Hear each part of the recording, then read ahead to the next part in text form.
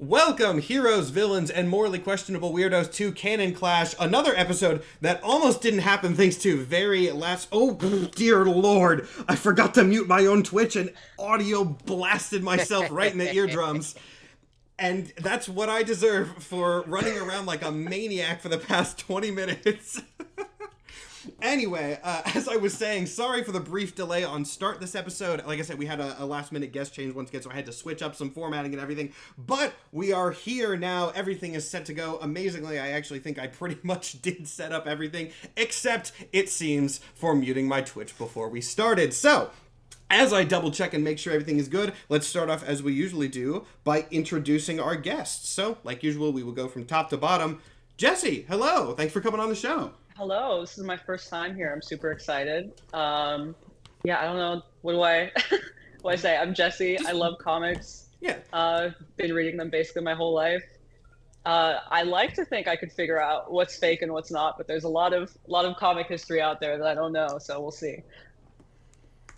And that's a great segue into a question that I ask every contestant on this show, which is, rate your current comics knowledge on a scale from 1 to 10. I'm expecting a high number from that intro that you just gave. I think probably like an 8. I'm going to say 8. An 8? I don't know. Okay. Now that's I hope that stays, but historically, I have to be honest with you and say that generally there is a pattern on the show of people who come in with a lot of comics knowledge psyching themselves out and not doing as well. So we'll see. I hope very much that the comics fan in you will be able to answer these, but it's always fun. It's always fun to mess with people who know their stuff, you know? So we'll see if that 8 holds up. And with that, we will go on to a returning contestant, not only to the show, but a regular on the channel at this point, Mike. Everyone knows who you are, but say it anyway. I'm Mike of Mike Funny Boy. I have done videos on the internet, and I have done D&D on this page, and I am the in case of emergency break glass and get boy, and now I am here on the show. Mike is basically officially the break glass and get boy was actually a better bit than anything I could say, so I'm just gonna stick with that one.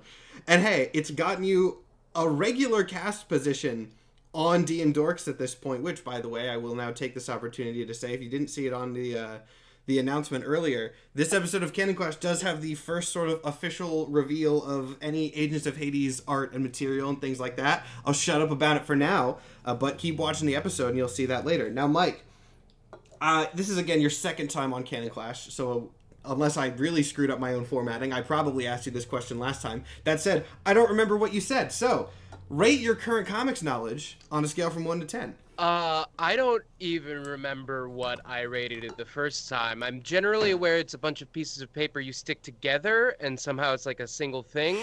No, I know comics at like maybe a 4. But technically, every time I've been on the show, I've won and or tied for first. So like... Oh, I forgot that you won and then tied. So yeah. Okay, we have someone who came in with an 8 on comics knowledge and then a 2-time winner. So this is already quite a showdown that we have set up on this episode. And then with that, we will go to our third contestant, see if that energy can keep up. Byron. Ooh, oh boy. Hello. High pressure intro. One of the few non-American human beings that has been on the show, if not probably the only one that's been from Australia that's been on the show. I don't think we've had an Australian, just because time zones are because awful time zones for this suck. show. Yes. Yeah, I started out doing TikTok as a cosplayer, and now I'm leaning into possibly doing voice acting work, solely because going into this I'm studying a bachelor's degree in music theater, and the more that I've learnt about doing musicals and stuff, the more has led me to be like, the industry isn't that good, so maybe I can be a voice actor, who knows. Yeah, I have friends in both spaces, and I would also say probably go Yeah. more for voice acting. And then, rate your current comics knowledge. Scale of 1 to 10. What are you feeling? I'm feeling possibly a 5. The only comic book knowledge that I know is to do with the webhead himself, Spider-Man. That's Okay. probably the only branch that my comics knowledge goes to. I'm also a big manga reader, if you can't tell by my amazing shelf. But yeah, I think I'm a 5. I'm looking at my master doc here. I actually this is the first where there hasn't been, well, maybe not the first. I'm sorry to say, I did not put any major Spider-Man related questions by pure coincidence in the roster today. That's fine. I believe the name of Spider-Man is invoked in a couple of them, but there's not any major spider ones, so we will see how that goes. And with that, let's talk about how exactly the show is going to go, how the rules work, and all of that stuff. The general concept is pretty simple. I am going to give you the name of a comic book character from either Marvel or DC, and I'm going to give you a little blurb of info about them. Just a couple sentences, the length varies depending on the character, but just a little bit of info about the general concept. From there, it is your goal to tell me whether that character is real or something that I just made up. Now, to help you with this, there are 3 possible hints that you can get. Hint number 1 is a visual description of the character, what they look like, what their costume looks like, something like that. Hint number 2 is publication info about the character, and that takes the form of the series where they debuted and the year that that comic was published in. So, different comics or different decades of comics have different vibes. If you want to get a feel for that kind of thing, you can pick that hint. And then hint number 3 is a fun fact about the character, which generally is just sort of like a safe bet, extra piece of information that goes onto the description.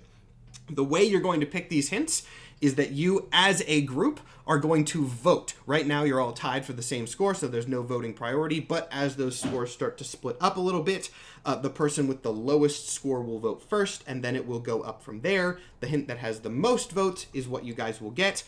If you guys vote for all 3 different hints, you don't get any extra information. So if you're feeling confident and want to try to screw over the other contestants and not give them any extra information, you can try to split things up that way. One thing that I have always forgotten to do, but really should be doing more consistently, is I tell everybody to bring some sort of visual indicator for whether they think the character is real or fake, just so we don't have everybody talking over each other. And then I forget to, check them first, and so that I never know, and it always gets confusing when we get to the first question. So, just as a test right now, everyone hold up your answer indicator for real, so we can see them. Okay, we have Hulk comic, a Minecraft survival handbook, and a pen. Excellent. It's a tradition on the show that I never tell anybody anything more specific than just visual indicator, and it's always great to see what random nonsense people bring to the table. So, now, hold up your answer indicator for fake. We have a Red Hulk comic, Go-Go Loser Ranger, which I have not read, but have heard really good things about and need to read. Read it. And a red pen. Okay, so this is my favorite type of answer indicator sets because they're funny and interesting and also very visually easy for me to gauge quickly on screen. So A+ all around for everybody. The answer indicators are all set. I'm trying to think if I have any other pieces of information that I need to give you guys before we begin. I don't think I do, but I do feel like I'm forgetting something, probably just because I spent the last 15 minutes frantically getting everything ready. Does anyone have any questions, though, or are we ready to begin? I'm ready. I'm ready. All right, we're all set to go? Okay, in that case, our first question, God, I hope I set up the PowerPoint correctly, we're going to find out in just a second, is... Thank God I did. The Iron Man Mark T suit. Now, this is not something officially new to Canon Clash, but something that I wanted to be a little bit more open to in this episode, which is items and weapons and things that are not necessarily characters. Rules are basically the same. It just might be things instead of people.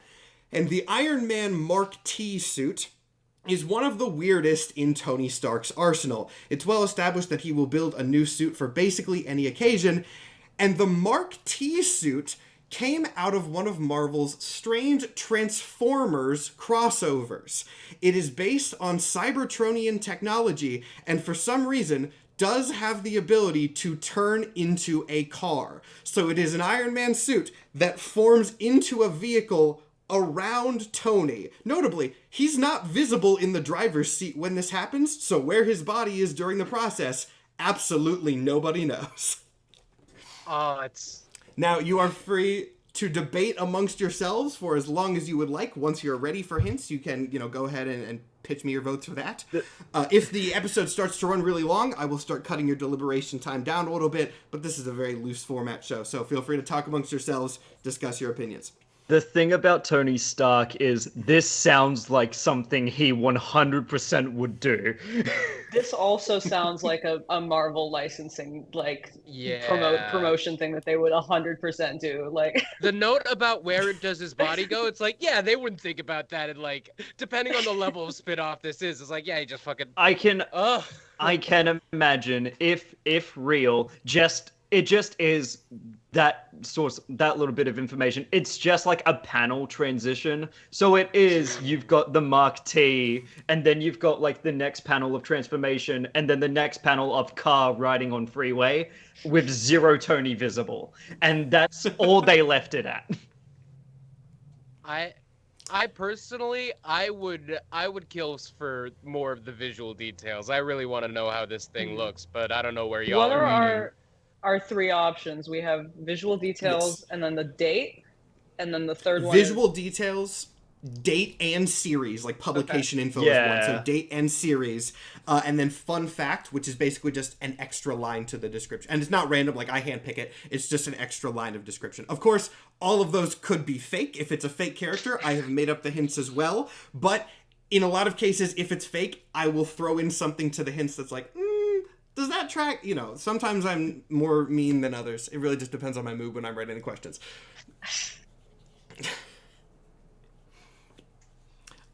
The vibes on this one, though, there's a distinct vibe that you've all picked up on immediately, which I think is great, because it's really one of those where whether the character or the suit or whatever is real or fake, the vibe is there. Yeah, if it's fake, I'm kind of going to show. be mad and very afraid, because that means you're very good at generating fake Marvel shenanigans. Yeah. I'm not going to respond to that one. No hints yet. Guess, having played a lot with Matt as DM, the show doesn't get easier knowing like what Matt is like and what he will create, because oftentimes that is just the same wavelength of stupid comic bullshit that'll happen anyway. So like, I mean, look at my background. I'm trained in this, But yeah, when you guys are ready for hints, there's no priority again, so you can just throw it out. Once we have priority, that'll change, but... I'll lock in for visual description. I'm pretty confident. I also think visual. Let's do visual, yeah. Visual? All right. So, as you would expect, it is a car with the sort of Iron Man patterning on it. The most notable detail, though, is it does have a, giant thruster unibeam-styled thing on the back. A thruster? It's like a giant rocket engine, but it's like the Iron Man unibeam design. On the back. Yeah. Oh, god damn it. I like that reaction. Is everybody ready to vote, or you guys want to deliberate a little bit more? I think I'm ready to vote. I'm ready. Okay, All right. yeah. In that case, 3, 2, 1... Go. Okay, real, fake. Now this might be really funny, because Jesse was the one that said, if this is fake, I'm terrified.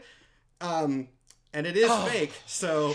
You know what I said 10 minutes ago about people who are really into comics psyching themselves out and getting really... Yeah, that's fair. When I originally started doing this show, congratulations to Mike and Byron, by the way, I was like, yeah, only people who don't really know comics that well, because I don't want people who are super experienced. And then as I've gone on, it's like, no, people who are experienced can sometimes be really funny for different reasons on the show. Just because the one thing that was getting me, and I was like, maybe this is fake, is I don't know if Marvel could get a licensing agreement with IFW. but I Oh. psyched myself out. And You want to know the funny thing about that, Jesse? Marvel Transformers comics are 100% real. What? That part, I didn't make that up. That one is actually real. I can maybe pull up a picture. Well, I don't. It's similar to Power Ranger Ninja Turtles, you know? Yeah. I don't know. I believe they have done crossovers with the main Marvel universe before. I would have to research that, but I do know that long before IDW had it, Marvel did have rights for Transformers comics, which is where this idea came from.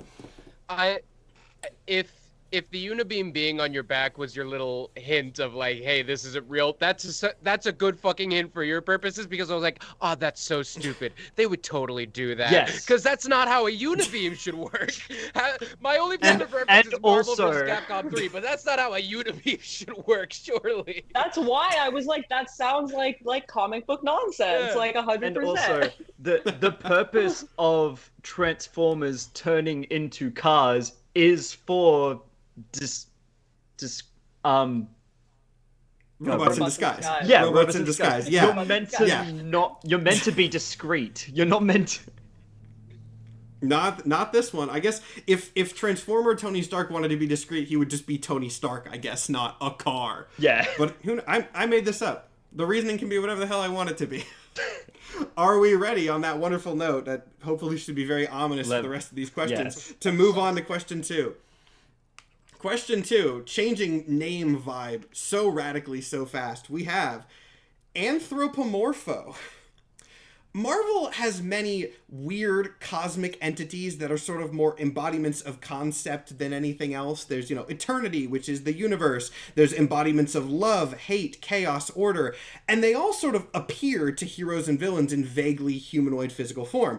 And that is because of Anthropomorpho.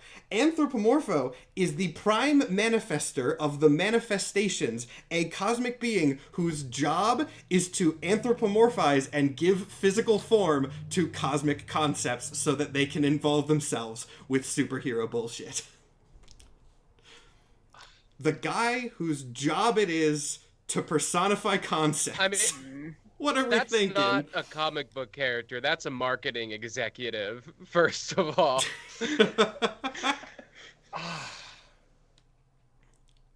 If we rearrange the letters of Anthropomorpho, we might get Kevin Feige. That might just be me.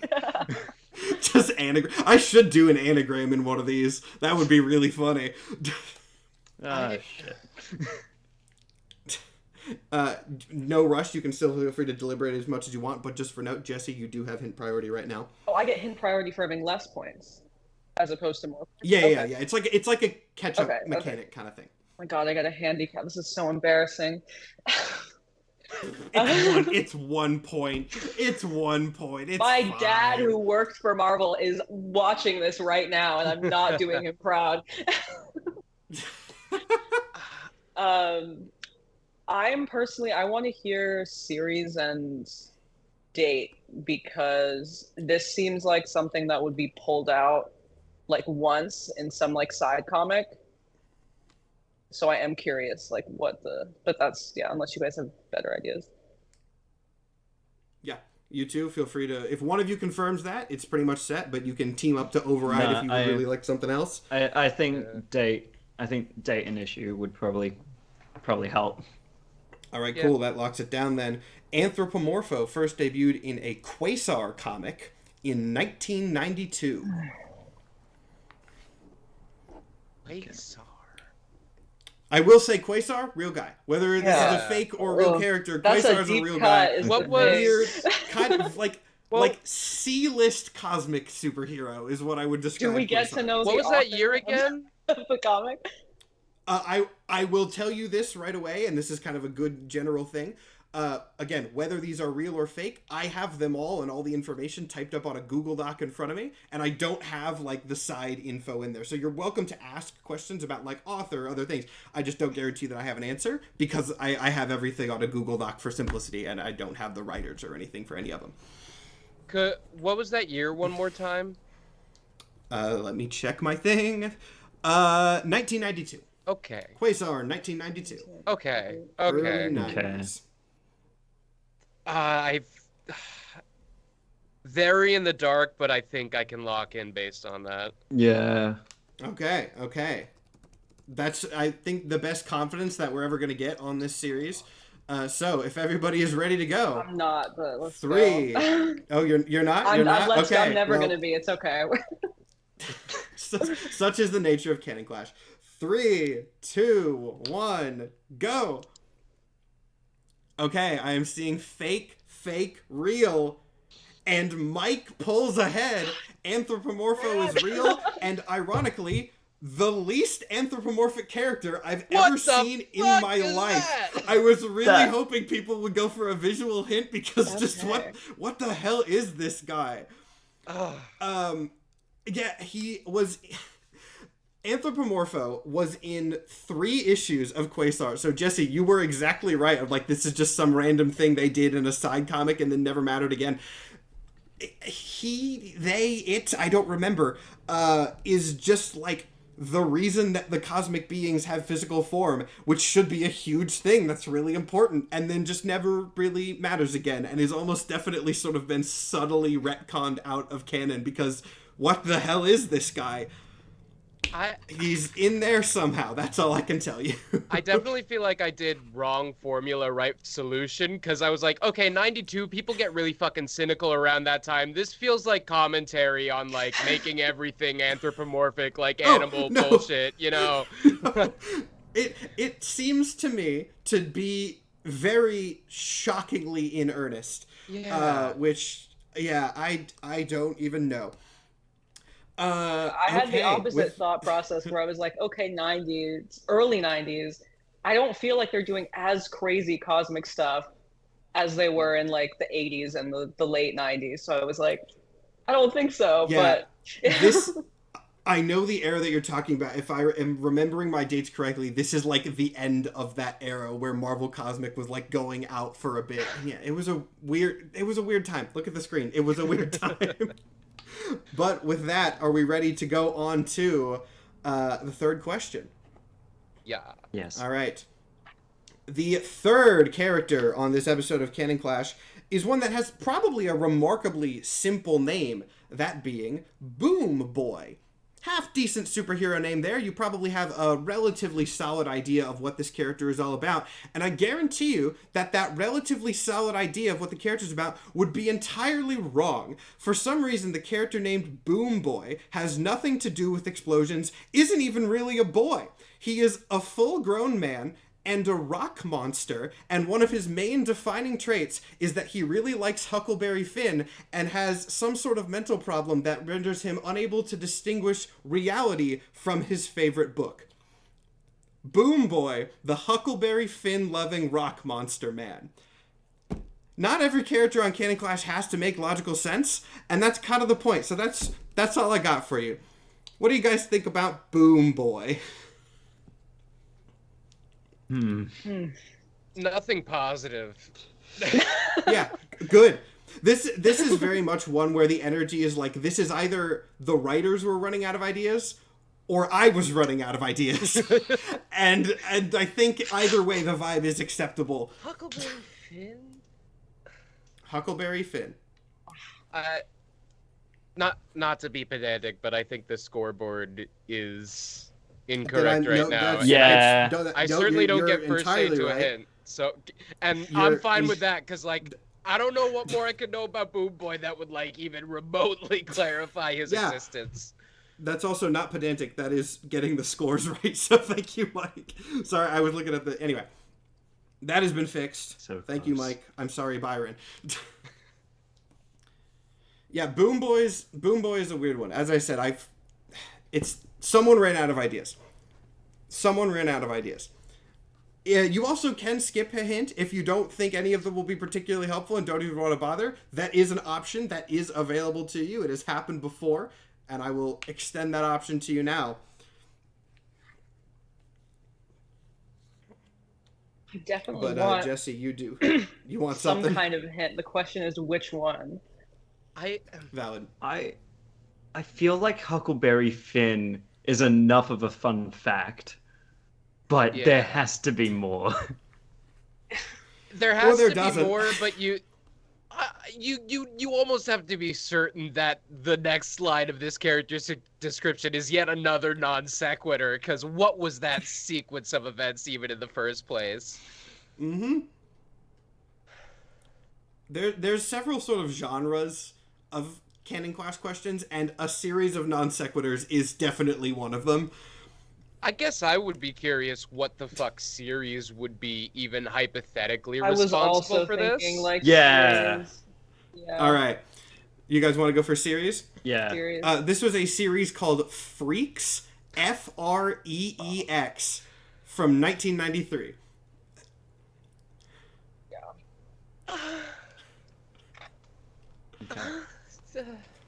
Freaks. God, it's so plausible. Oh God. Like if it's This real, is if I, it's a I don't real have series anything else. anyway. That like yeah. Freaks is real. I've heard Freaks. I have not read Freaks. Well, And, if this is real, is it going to make you want to read it or avoid it? That's the real question. Oh. I don't think we're going to get too much farther with deliberation on this No. one, so I'm just going to go ahead and push you guys through to Yeah. voting. 3, 2, 1, go. Everybody says real, and thankfully for my ability as a writer, yes, this one is 100% Okay. real. Even my Oh, fake thank questions God, okay. make more sense than this nonsense. But the vibes on this were so dreadfully unpleasant. It had Yes. to be real. Yeah, no, I was like 100%. If this one was fake, that is a failure on the part of me as the creator and writer of Canon Clash. Like, it's just But then such again, a the nonsense vibes concept. on Iron Man T-suit were also horrendous, and that was real as well. Yeah. Horrendous vibes are intentional. That's No, in good a part of the good show at this way. point. Here's the thing. Huckleberry Finn and specifically the phrasing of mental problem were unpleasant in an unfun way, and I don't think Yeah. you would go there, you know?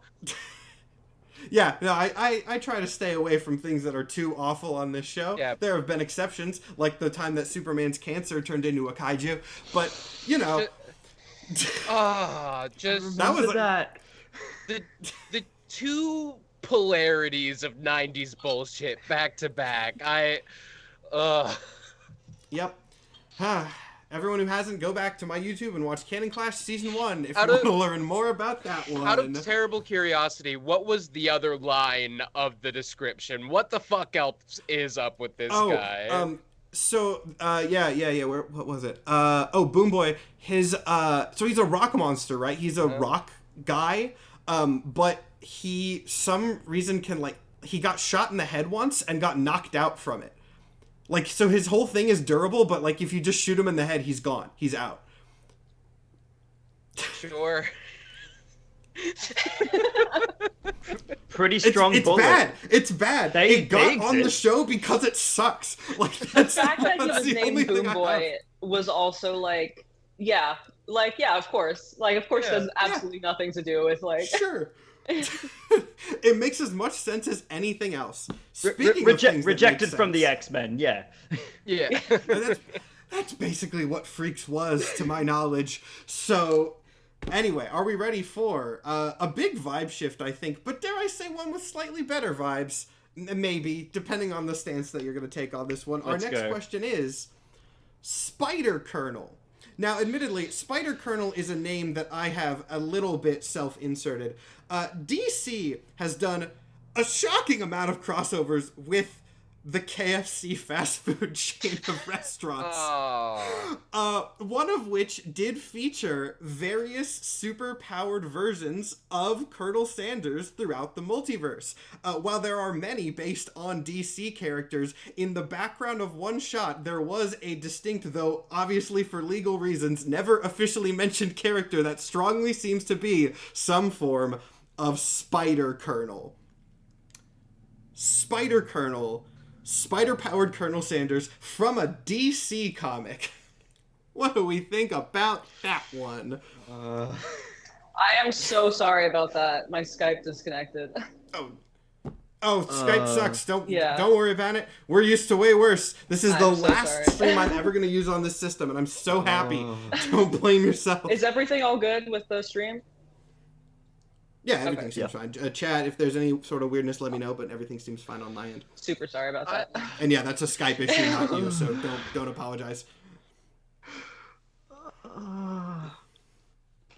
I feel like could be.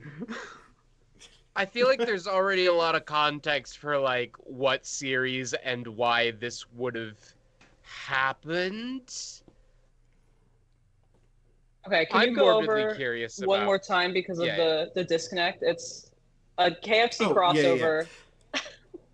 DC KFC crossover, super-powered multiverse versions of Colonel Sanders. Okay. And then in the background of a couple shots, there was one who was never named, but very much does distinctly resemble a spider colonel of some sense.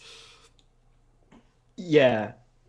That, it sounds like, like a character that's like in a panel that's in the background that is meant to resemble a spider persona of Colonel Sanders, but they never outright address it. That has happened in from what I've seen, many comics and manga. There's a panel in My Hero Academia that actually features Chainsaw Man. Oh. There's a shot of like a bunch of heroes or like superpowered people running away, and you just see Chainsaw Man over in the corner.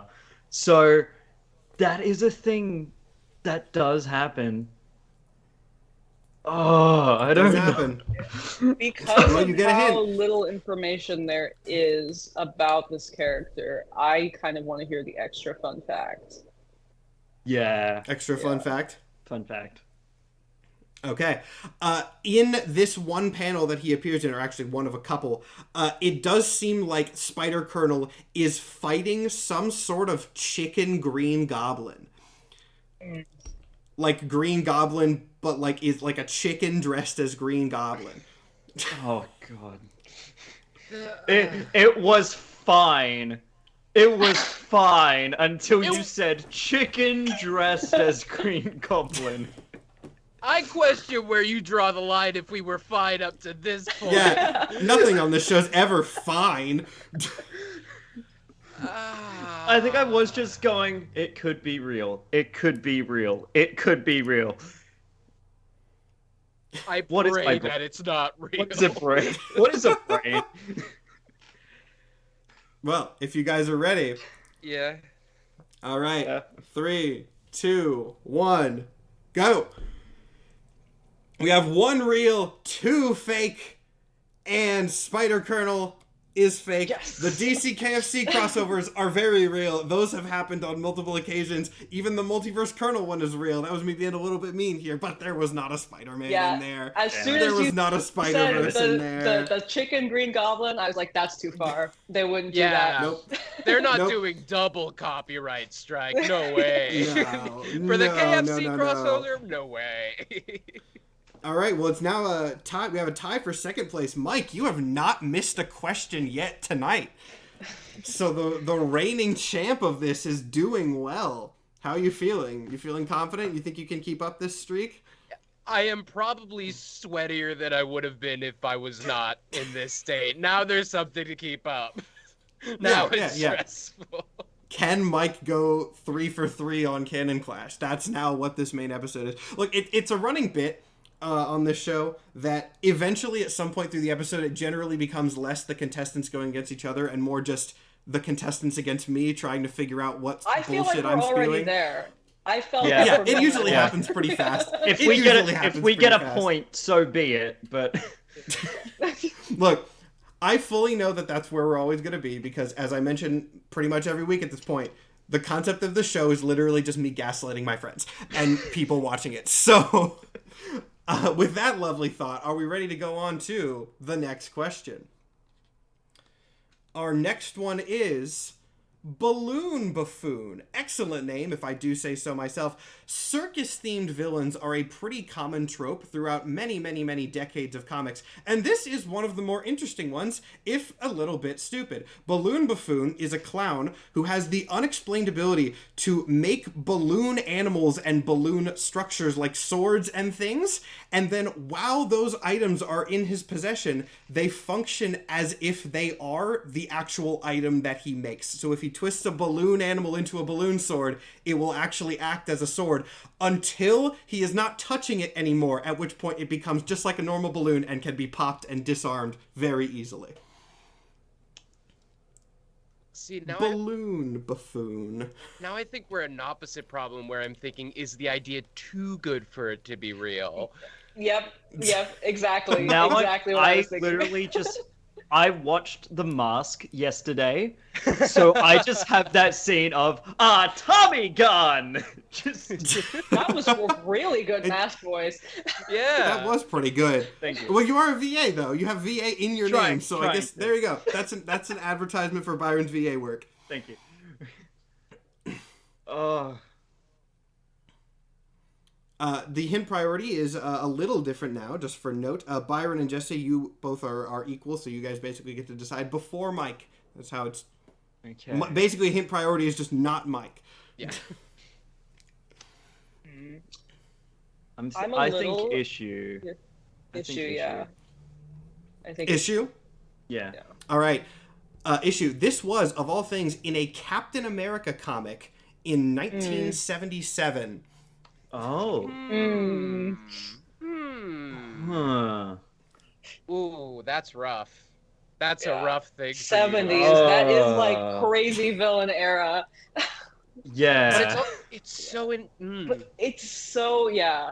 It's so in. It feels so modern, right? Yeah. No. That is the question. Because, like, again, real or fake, even characters who are generally, like, a little bit more down to earth, especially in the modern era, like Captain America, like, in those older decades, like, they were just doing whatever. I think I'm ready.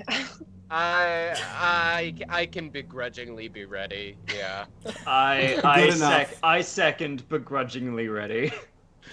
Excellent. That's what I love to hear. So, 3, 2, 1, go. Everybody says fake. Yeah, this wasn't one of my better ones. Fake. It's a great idea, Fake. though. I would. Yeah. No, it's no, too, I- it's too good is the problem. It's bad in the context of the show. It's not half bad as a concept, I think. This The one was thing made that- with a... Go The ahead. thing that got me is 70s villain, but he had very specific conditions for his powers. I don't think they would have Yeah. come up with like he lets go of a balloon and it no longer has the functionality anymore. That's too specific. That's too modern. No, Yeah, many that's fair. Yeah, I don't many villains in the 70s had the powers of gods. Like there was Yeah. no limit. I don't Yep. think JoJo Yep. was even doing JoJo shit at that point. So, a power set this well realized probably wasn't in the cards. Very fair. Very fair. All right, are we ready to go on to the next one? I do think one of my favorite names in this whole episode. Sometimes characters get on Canon Clash because either, again, Marvel had a good name or I had a good name bit. And this is definitely one of those because the next question is Monkey C. That is Monkey-C. Monkey C is an auxiliary member of a team called the Ape Vengers. He is one of their sort of tech call-in guys because, as the name might kind of hint, he has a photographic memory and is excellent with machinery. So he's a tech guy for the Ape Vengers. fucking- He's a monkey that sees things good. And his name is Monkey C. The monkey see and then the monkey do. Monkey C. Yeah. Monkey dude. Yeah, this is really good. If it's fake, this is really good.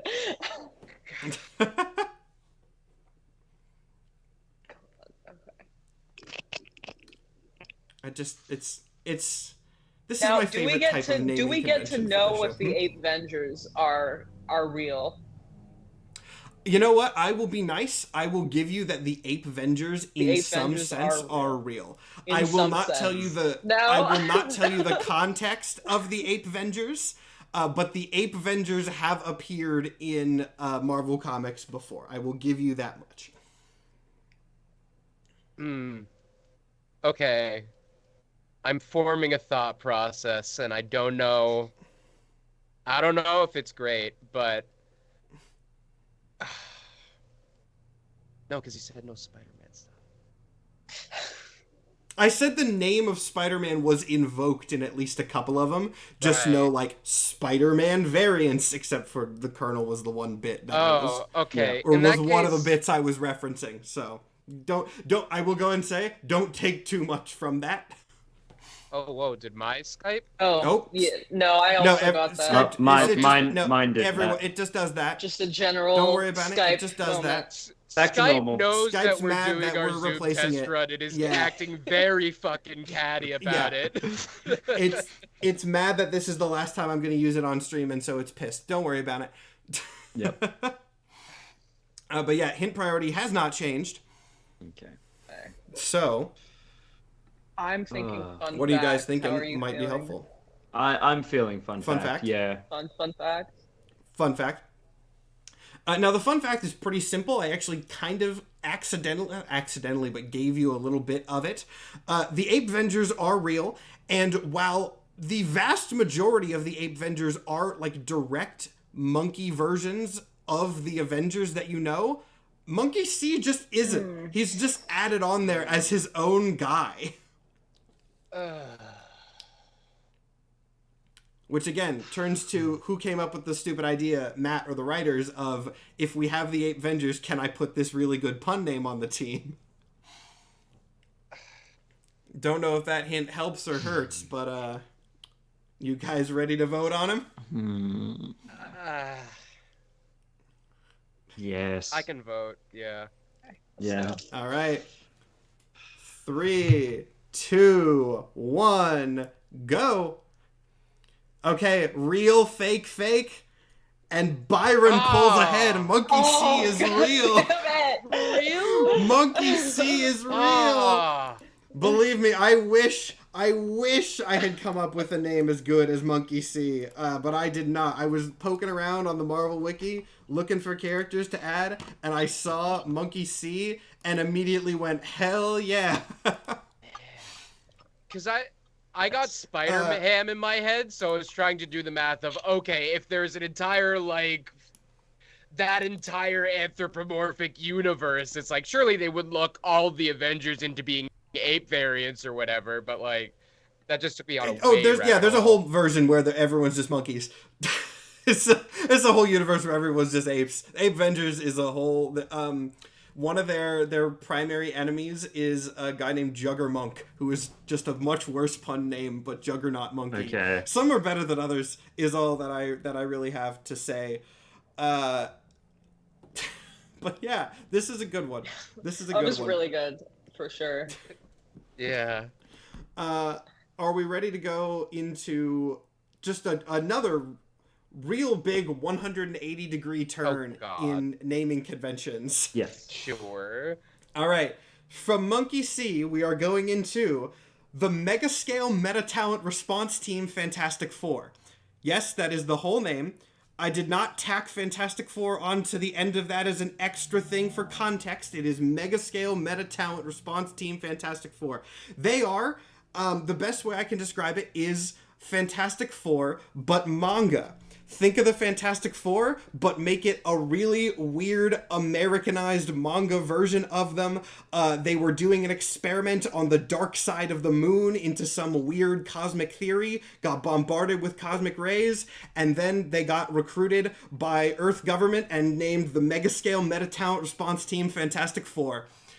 They're mostly on here for the name, so I don't have too much more information for you here, but what are you guys thinking? Oh, man. Mega Scale Meta Talent Response Team Fantastic Four. The MMRTFF. Not really an acronym, if anyone was thinking that it might be. I would definitely be most curious about series and year or look. Yeah. Because the fact that this is a manga send-up, that's going to change drastically from year to year, or like you'll get a good vibe based on what they did visually, but that's just where I'm coming from. I'm also thinking series and year. Yeah. Okay, cool. That locks it in. This is Marvel Mangaverse Fantastic Four. Not a super helpful name there. Very generic one. In 2002. 2002, yeah. That makes sense. Okay. 2002. Okay. 2002 manga send-up. There's not a lot other than Mangaverse Spider-Man, there's not much I know about Mangaverse other than that, yeah. Yeah, I will go ahead and confirm for everybody, Mangaverse Spider-Man is real and is decently successful. So maybe Marvel did other spin-offs in the same universe. Maybe I just thought it would be funny if they did. But yes, I will confirm the Mangaverse does exist and is most known for Spider-Man. But yeah, it's I don't really have that much. I mean, I didn't even format it perfectly on the screen. A little bit of the name is cut off, which I think is actually perfect as a vibe. I kind of feel confidently locked in, and then if anything, that feels like a big red flag. That makes me feel nervous. Confidence. Yeah, Confidence I think in I'm canon good. class usually should. I think I'm good. All right. I'm sweating. If everybody's ready, I'm then. nervous as hell. Well, then let's see if it's warranted. 3, 2, 1, go.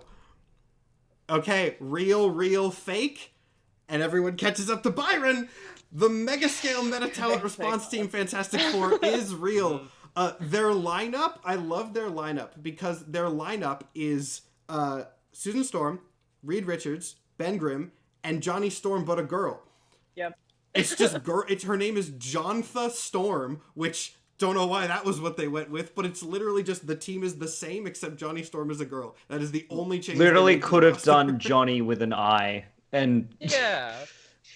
No, it's Jontha. If anything, Jontha kind of because like 2002 definitely helped because it feels like the bit there is in this universe they have a big long clunky name because manga weirdness, and it's like, yeah, all right, okay, 2002. I also was thinking like if it's not real, you'll probably give us a year that sounds really off. But I was like, the big year for those manga comics was like early 2000s, like 2000 to 2005. So yeah. Yep. Yeah. Another one that I was looking through on the Marvel Wiki and thought, oh, that's an awful name. It's got to go on the show. That's how I get really just a majority of questions at this point. And speaking of weird names, let's move on to Sweet Face. Sweet Face, presumably, is so named because her face is the only thing about her that looks sweet. Sweet Face's head and face is totally normal, and then her body is covered in gross, weird flesh tentacles that she can extend and move at will to do, various whatever the heck she wants with them. They're basically just extendable limbs. They're very gross, very body horror looking. And despite this, she was the primary, hot girl love interest character for multiple other characters in her book. do we get to know if this is Marvel or DC? are we still in you the can manga? ask for the publication Oh, and we go have to ask for for- try to get the series off that. But I will not tell you. I just want that this would to be kind of be real part of because it. I love her already. Oh, let me turn that off. Sweet Face. And no, to answer Byron's question, we are not in the manga anymore, Damn. but we kind of might as well be. Amy pointed out that, Mike, you laughed at the name, and then I started talking, and you immediately stopped laughing when you heard the description of this awful, awful lady. I'll be honest, at first I thought you said sweep face, and I thought it was just gonna be like a broom person. No, not that.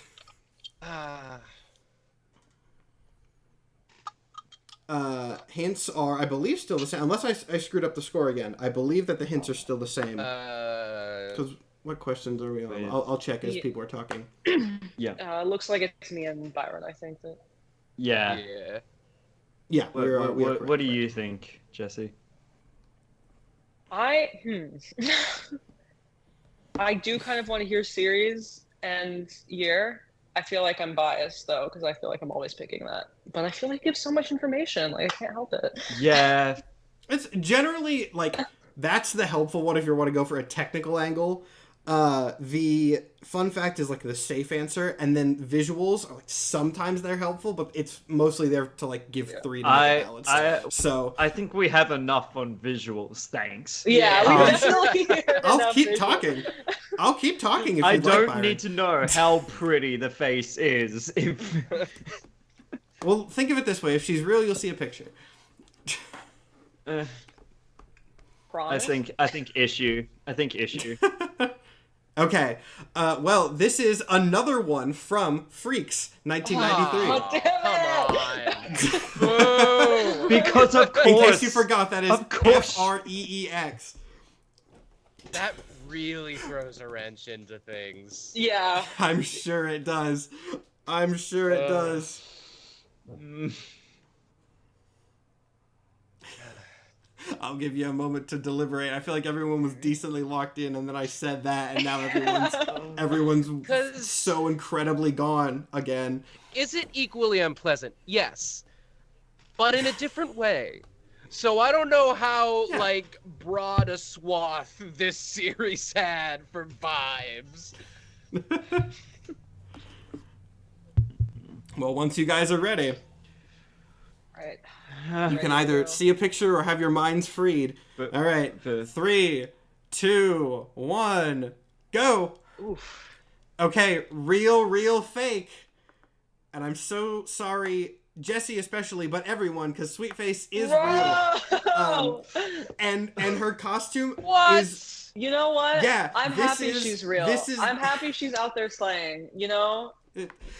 it's I her feel- costume's so funny because it's so obviously like 90s writers and artists wanting to do body horror but still being slaves to sexy 90 comics ladies aesthetic and refusing to do anything outside of that. It's hilarious to me and I hate it. I feel ripped off. I was expecting something way creepier. I thought she would be I- gross. Yeah, I admit I'm kind Yeah. of disappointed. I It's- was like, I'm so excited for it's this not eldritch good. I'm gonna be baddie. honest. The description you gave and the photo you're providing are two different things. To be fair, I did pull one. I pulled one picture. I'm sure. I'll even look. Screw it. I'll look right now. I'll see if I can find While a you're doing worse, that, I'm gonna worse grab image. a charger for my computer real quick. But look at my cat while I'm doing that. Oh, hell yeah. Where's one of the more gross images of our good friend Sweetface, friend of the show? It Most of these definitely are just tracks though, covers. because I was leaning real from the start, because it was like, I don't know if Matt would name a character something you feel like you would make up a thing to call a woman in the 50s, like, hey, sweet face, what you? Hey, To be fair, I've done it Go before. I've done it ahead. before. I've done it before just to do some nonsense. I'm only finding covers, and none of the covers are gonna show her as scary. Yeah. But yeah, she's a little bit more like Boo. tenderly. Boo. Oh wait, I want there's one. scary Nope, women. nope. I was expecting a found blob it. of I found- tentacles, but a lady. Found And this it. is bullshit. I found one that's at least a little bit. This is from a trading card, so it's not that bad. But here's a little bit of the imagery that I think it's. This is, I think, her discovering her powers or something. You But know this what? is I'll a little say bit it. more Could the be imagery that sexier. gets worse. Could be sexier. Hey, The Their face good at characters least. rarely get on This- here. Could be This image- sexier.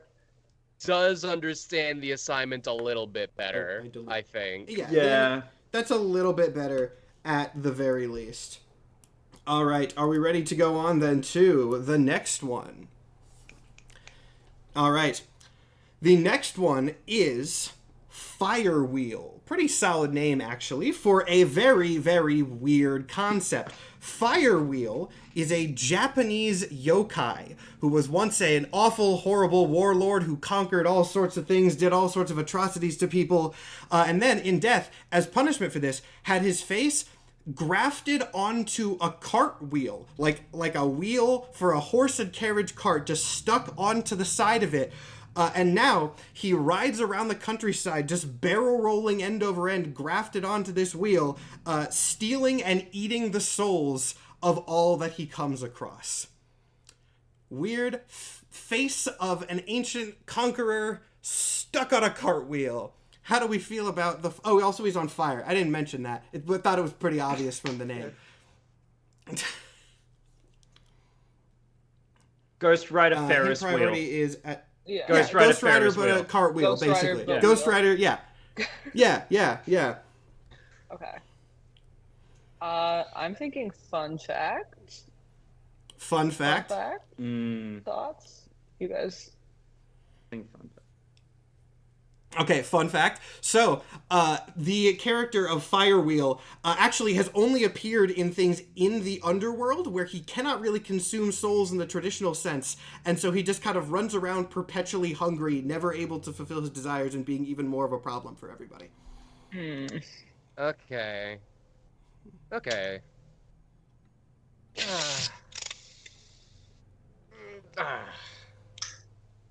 You guys ready? You know, I have midterms due this week. This is probably the most like brain energy that I've put into anything this week, including those. So Good. Yeah. All right. Ready. You guys ready to go in 3, 2, 1. Everybody says fake, and everybody is correct. But also, this one's a little bit different. If the tone of this question felt a little bit different than the rest of them, that's because this is a character in the upcoming DnDorks Halloween special, Agents of Hades. That's awesome. Secret Bravo. promo for the show. Bravo. Firewheel, the Firewheel is an actual yokai, and a version of this character is going to be appearing in the show later this week. So I was like, ooh, I could do some sneaky promo. This is also the official title art for Agents of Hades. This has not been shown to anybody publicly yet, so you guys get to see it for the first time in the chat here. I will post a higher res version of it to Discords and such once we are done here. But yes, this is it. I'll do a little bit of a plug for the show really quick. I'm glad everybody got that right. I'm glad no one lost a point on my sneaky little plug for my show. I would feel bad if that did happen. But Agents of Hades is the 3-episode miniseries that DnDorks is going to be doing for Halloween. It starts this upcoming Friday the 13th, and then it will be on the 20th and the 27th. It is a superhero horror series DM'd by me. As you can probably guess from this, it is very heavily based in mythology. It is going to be really, really, really fun. It is a superhero universe of my own design. I hope you can get some decent idea of the vibes from the logo. I think it's going to be really, really good. Mike is obviously going to be on it. Mike was not originally going to be on this episode to talk about it too, but Mike, are you excited to be on the show later this week? I'll put you on the spot. I am Do you have anything you want to say? so very excited. I am Yes. going way out of what I've done for characters previously on this show, so I am very excited. I actually have an update for you on your character art that I haven't told you yet, but I'm not going to tell you now because it'll be a surprise, but I'll tell you afterwards. Anyway, there we go. There's my sneaky little plug for the show. I'm glad everybody got a point. Agents of Hades starts Friday 13th, 20th, 27th. I'll take that there off your screens. Move the PowerPoint back down because I didn't format it exactly right. And then, if everybody's ready, we will go on to the next question. Thank you for indulging my sneaky little plug, everybody. That was slick. Thank you. And from my sneaky little plug, we're going to go into something far more stupid. Gunfire. Gunfire is one of a very sort of mixed bag genre of superheroes, that being just, gun superheroes. However, the thing that makes Gunfire distinct among gun superheroes is that he doesn't have any guns. Gunfire's power is that he can instead use anything as a gun. He can pick up any random object and then turn that object into energy and shoot it like bullets. This does consume parts of the object, so he essentially picks stuff up off the ground, fires out chunks of it like bullets until it runs out, and then he'll just pick something else and just keep using it. His name's Gunfire. He doesn't have any guns. That's all I got for you. What do you think about Gunfire? Hmm.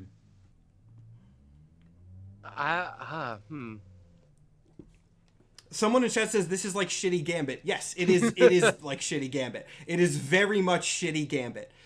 I personally lead towards series and year, but Yeah. I am weirdly scared that we're gonna get freaks again. If not now, I'll then be at nice. some point. It's not freaks. Okay. I It's also not I don't Freaks. think it's freaks. I would also like to hear series and year. Yeah, I'm Okay. suspecting It 90s. is. Funny enough, while it is not Freaks, it is still 1993. Yep. Mm. In Deathstroke the Terminator. That makes total sense to me. Okay. Deathstroke the Terminator, 1993. Gunfire. Yeah. It is. I'm Yeah. glad everyone picked up on the 90s vibes immediately, because Yeah. it's not subtle. Oh. Well, here's the thing: if this They isn't are real, not subtle there at is all. 100% another superhero from the 90s named Gunfire. I do try to vet the names before I make them if they're fake, but I'm also not perfect and have messed up before. So, point is that, yeah, maybe. Everybody ready to vote on Gunfire? Sure. All right. 3, 2, 1, go. Everybody says real. And for the second time in a row, everybody gets a point. Gunfire is Yeah. definitely real. He is just as edgy as you'd think. Well, like, the power is actually maybe interesting if they did things with it that were good. But no, it's just used in the most edgy 90s bullshit way you could possibly think. He just kind of picks up, like, hammers and things off the ground. And, I mean, you could see on the cover, he's shooting a laser out of a hammer. Like... He is a weapon. Forget Yeah. whatever DC plans they have for movies in the future. They did good with Blue Beetle. Give us Gunfire. Live action Gunfire. Dead serious, not joking at all. I do think that James Gunn could kill it with Gunfire in another Suicide Squad movie. Yeah. I think that would unironically kick ass. Like I think this is the exact, like, in Peacemaker Season 2, give me Gunfire. I think that would be genuinely fantastic for the vibes. Also, the fun fact for this one, because I think it's worth noting, later in his run, he just learned to use his powers on, like, air. And so he just didn't need the condition anymore. Cool, He no just became a stakes. laser Yeah, we don't gun. need stakes. Yeah, he just lost can lost happen. his gimmick. That can Ah, happen. but what happens when I put you in my vacuum chamber, Gunfire? What will you do then? Yeah. Is this thing that he Gunfire. grabs an object? He can use objects as guns. Yeah, so the way that it works from my very brief research that I did is, like, he can it's Gambit. It is shitty It is Gambit. Gambit, But yeah. instead of charging things with energy, he turns stuff into energy. So, like, in this cover, he has, like, a mallet or something. Every time he would shoot that mallet, I guess, part of it would get consumed because he's turning it into energy. Okay. And, like, he's, like, using ammo because he just uses anything. Basically, he absorbs matter and then can, like, shoot it as blast, which is fine. But then they put this weird qualifier on it of, like, he picks it up and uses it as a gun, and that's how he does it, which is just unnecessary. Okay. So 90s. So yeah, Extremely I love how 90s 90s it is. Gunfire. I have such a soft Nice. spot for all of Extremely those. 90s. Yeah. Okay, let's see. We have a slightly different format of question next, but I really wanted to get this one in. I think it's very fun. So this is a multiple choice question here. Oh, joy. If the way we'll do voting is just like A, real, B, fake. If you want to vote C, just don't hold up anything. That'll be fine. I'll go over that again when we get to the answers. But here's the premise for this question, right? A couple years back, Marvel did a crossover comic called Marvel x Fortnite Zero War. Oh, fuck off. This comic had a wildly strange tone and was not, in many ways, what I or a lot of people expected. Wasn't bad. But I think the best way to explain the tone of this comic is just to go ahead and ask you all the question, which is, which of these three heroes had a full-on romantic subplot with a Fortnite character? And your options are A, Wolverine, B, Spider-Man, or C, Shuri? Oh, wait, hold on. I messed this up. It's the same answers, but which hero did not have a romantic subplot with a Fortnite character? Oh, it which was hero two did of them. not? Okay, two of these do have. Yeah, I just changed it up a little bit. Which one of these characters did not have a romantic subplot with a Fortnite character? Probably Wolverine, the only Spider-Man, time in my life I'm or regretting Shuri? not having read the Marvel Fortnite Okay. crossover. Oh, I'll tell you all about it once the question's done, if you would like to know.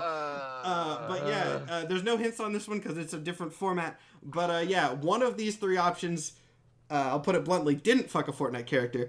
Well, technically, one of them was only one of them explicitly did. I know who one of them was just. I'll talk about it. I know who the answer should be. I just don't have faith that it is. You know. If you guys are, I'm stuck between two people, and it gets worse the more I switch between my options.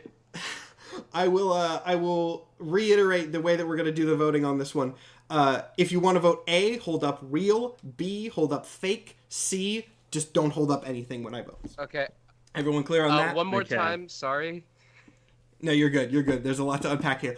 A, if you want to vote A, hold up your real answer or your indicator, whatever. B, hold up fake. If you want to answer C, just don't hold up anything. Okay. So it's real, fake, nothing. God fucking help. Are we all ready? Yeah. Okay. Okay. All right. 3, 2, 1, go.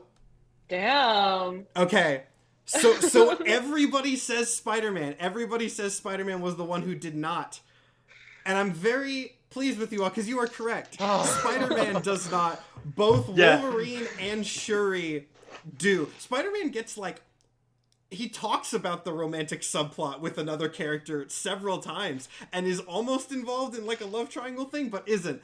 This book was very weirdly horny. I'm just gonna say it now that we're done. This book was very... When I say there is a scene of Wolverine and a Fortnite character in bed together, covered by the sheets with exposed shoulders, talking, I mean that dead serious. It was so weird. In what is a very, very fucking high bar, there has not been a question on this show that has made me want to rip my face off more than what we have just gone through.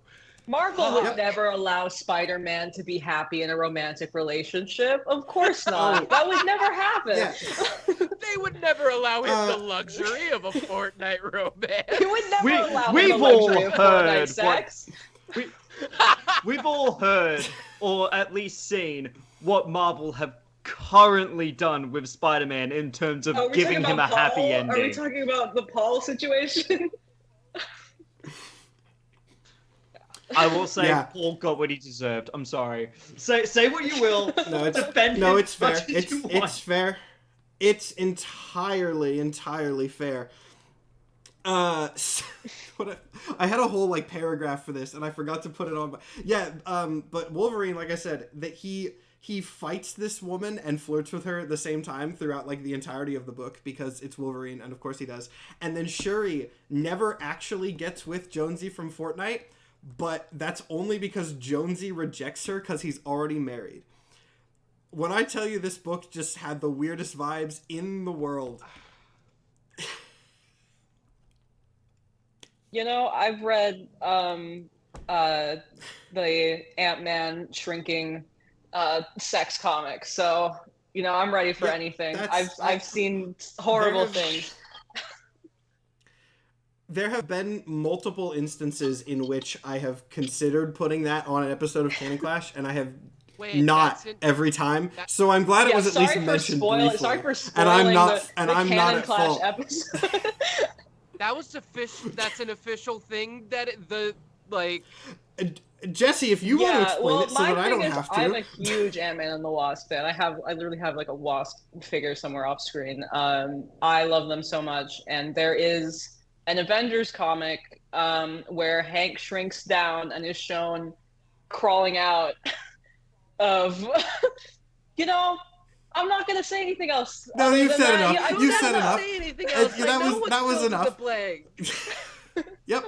it's there's more to look. Maybe someone else can host Canon Clash, the really super uncomfortable episode where we also talk about what the Fantastic Four canonically do with their powers sometimes. Anyway, How did we we've get gone off the lower rails than and I three? lost. How did we scoop lower than that?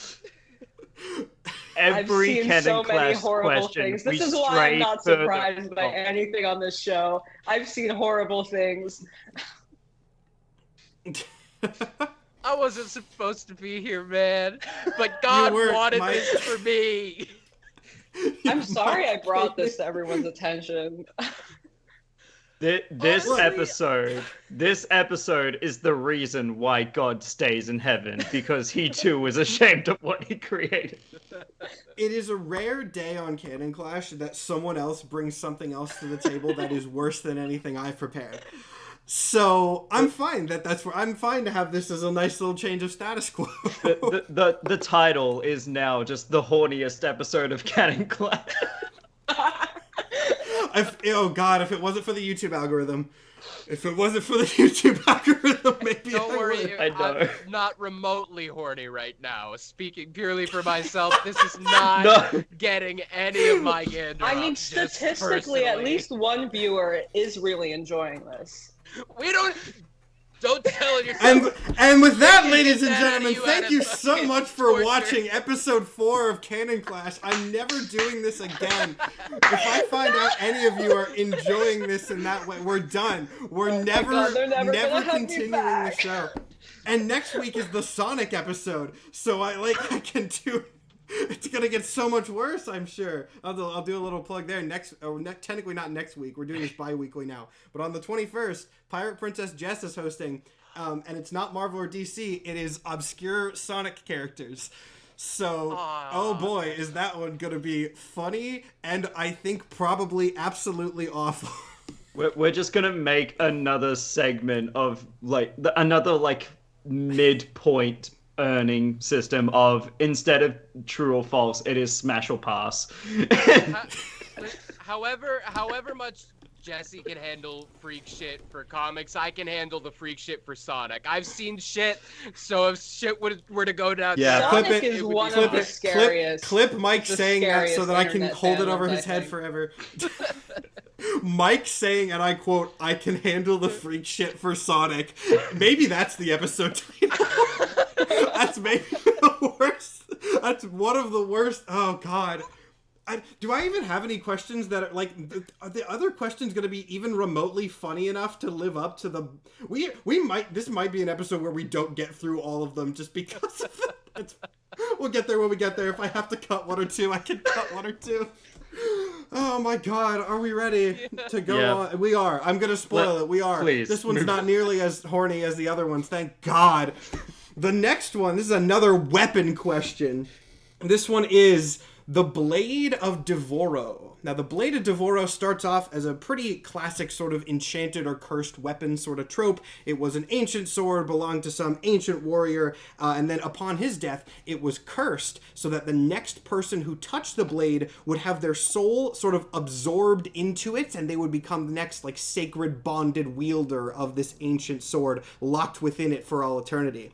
Now, this is cool in theory for a fantasy thing, but the problem is that this sword lasted buried until the modern day. And in the modern day, powerful warriors and superheroes and villains aren't the ones digging up ancient artifacts, leading to the Blade of Devoro being a magic sword that contains the eternally imprisoned soul of a really pissed off and unlucky normal archaeologist who just happened to be in the dig site on that day and touched the sword before anybody else.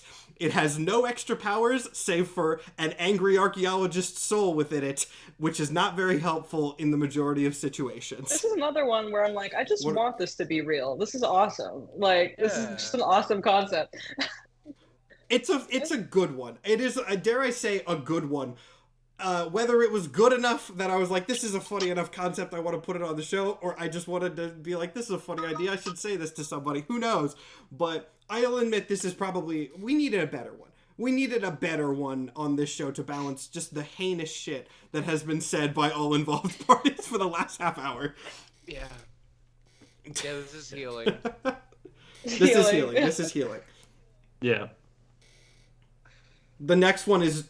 Don't worry, I'm looking at my list. The next one goes back to just being dumb as Like, I shit. thought you were gonna be like, the next one Okay, is thank horny again, so I'm sorry. If do I have any that could be inadvertently. I have one that could be considered horny later. Anyway, Okay. All right. this one's normal though. Let's focus on the. Okay, Let's focus yeah. on the. Now. Okay. Let me remember how to play the game, and I do think we're gonna have to cut at least one or two, and I don't even care. It's fine. We do still have hints. That's still a thing that happens. yeah. Jesse, you're still at hint priority. Oof. Mike is still killing it. Mike is on track Yeah. to keep his crown. I'm about to lose my Not that he wants it my anymore. comics nerd crown right now. Look, as I've said many times, being a comics nerd on Canon Clash and doing bad doesn't mean that much because these aren't things that you want That's the to thing know. is like you're also a comics nerd, so you're very good at coming up with stuff that is very real sounding. Often to the detriment of the viewers. Can we? I feel fun fact. We feeling fun fact? Fun fact? I could fuck Yeah. with the fun fact. Yeah. Fuck with the fun fact. Fun fact? Fuck with the fun fact. Yeah. Now, the fun fact on this one is pretty simple. It is kind of an extension of something that I said in the main one. The blade does not have any extra powers thanks to the soul within it. It is basically just a vaguely magical sword. However, the soul of the archaeologist within the sword does often spout out, archaeological facts at random times, which is not super helpful because the most classic wielder of the sword, whose name I will not mention, does fight gangsters in New York City. Okay. With a sword that just spouts archaeology facts. Okay. I'm feeling pretty good. All I'm right. feeling good. All right. 3, 2, 1, go. I just want it to be real. Real, I just real, really real? want it to be real. Well, I'll take that as a compliment, I guess. Damn. I'll take that as a compliment, I guess. No, this one's fake. This one is loosely based on the MCU version of Stephen Grant. Oh, okay. I was like, it'd be funny if it was Stephen Grant, but less helpful. And it's just the sword. It's the sword that doesn't do anything. I was See, leaning like, to fake, and you was a- said you couldn't name the wielder, and I was like, That's it. Yeah. I'm sorry if that led... that isn't even the wording I have written down. That was just how it came out. So if that led people astray, I'm sorry. That was unintentional. But also, my brain has been fried from... Well, Yeah. So... I guess it's my own folly that brought us to this point, so I shouldn't say anything. But are we ready to go from a half-decent idea to just what I think is one of the funniest names that's ever been on the show, but also it's just funny to me specifically. Are we ready? Let's I'm get just it. sad I can't Okay. read this. Maybe I'll write it later. Maybe I'll put it Let's Agent to go. Hades. Who knows? The next one is the Doom Petrol. Look at the spelling on that. Not Doom Patrol. The Doom Petrol. The Doom Petrol is a sentient, enchanted blob of gasoline that wreaks havoc on various towns. The concept is really straightforward. I don't think I have to explain a lot to this. It's the Doom Petrol, and it's evil gasoline that, sets stuff on fire and just causes problems everywhere that it goes. It's on here for the name. But the name is, I think, very good. Oh my god, it's the evil clone of Gumwad. It's the evil clone of Gumwad. Weirdly implying that Gumwad itself is not the evil one. It's another evil clone of Gum. We're not doing Gumwad 2. Doom Patrol questions feel like the unmitigated hard mode of this, because it truly just could be. But also, I know you're a Doom Patrol stan, so do I'm love also you also a would be Doom able Patrol to. stan. I mean, me too, and I've only seen the show, but Doom Patrol fucking rocks. I love Doom Patrol, but also they'll do anything. That's do the thing. Is like absolutely I've read a anything. lot of Doom Patrol. I haven't read every Doom Patrol. I don't know what they're doing in some of these. And the amount of characters in Doom Patrol Yeah. that just show up once, do some dumb shit, and leave is high. So, yeah. We- Again, pretty straightforward concept. Okay. We can Doom be pretty Patrol. sure the series is Doom Patrol, and I feel like we know what it looks like. So I would Yeah. think You would think fun Yeah, hint I fact. kind would of be figured. straightforward. Okay. Yeah. Yeah. Yeah, I think fun fact. Fun fact. Fun fact. The fun fact I think is going to continue the Doom Patrol vibes at the very least, because they technically never beat it, but it set itself on fire during one of its rampages, and the team just kind of realized eventually it would burn itself out, That also and so they sounds just kind of real. let it go, Mm. and it did. God. Ah. Visually, I've got the tar monster from Scooby-Doo 2. You know what's sad? The sad thing is, the question in my mind is, are the Doom Patrol smart enough to put that together? Would that be a beat in the you know? Valid enough. But yeah, what I mean, again, no rush. At this point, I'm fully expecting us to not get through all of them. But what are we thinking?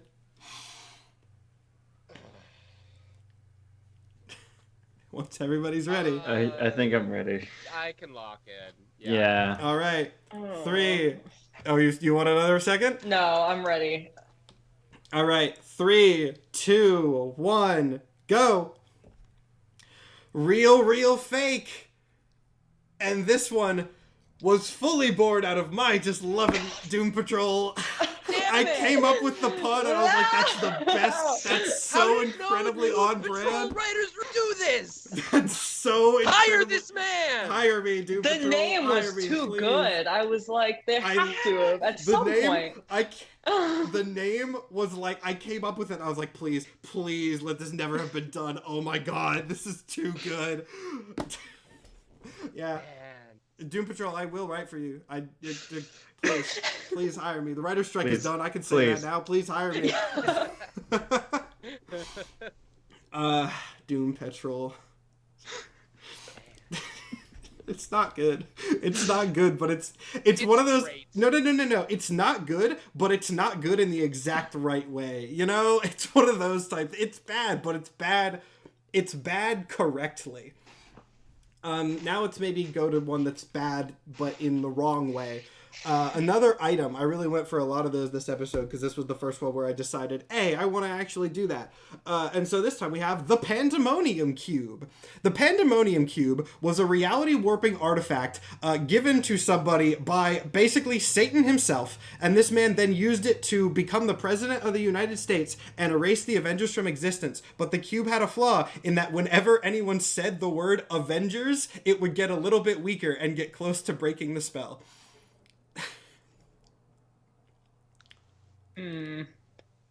The Pandemonium This is Cube. very specific. Just Become president, get rid of the Avengers, but if I- anyone says Avengers, if anyone says it out loud, that's bad. I can see the smoke escaping Michael's brain.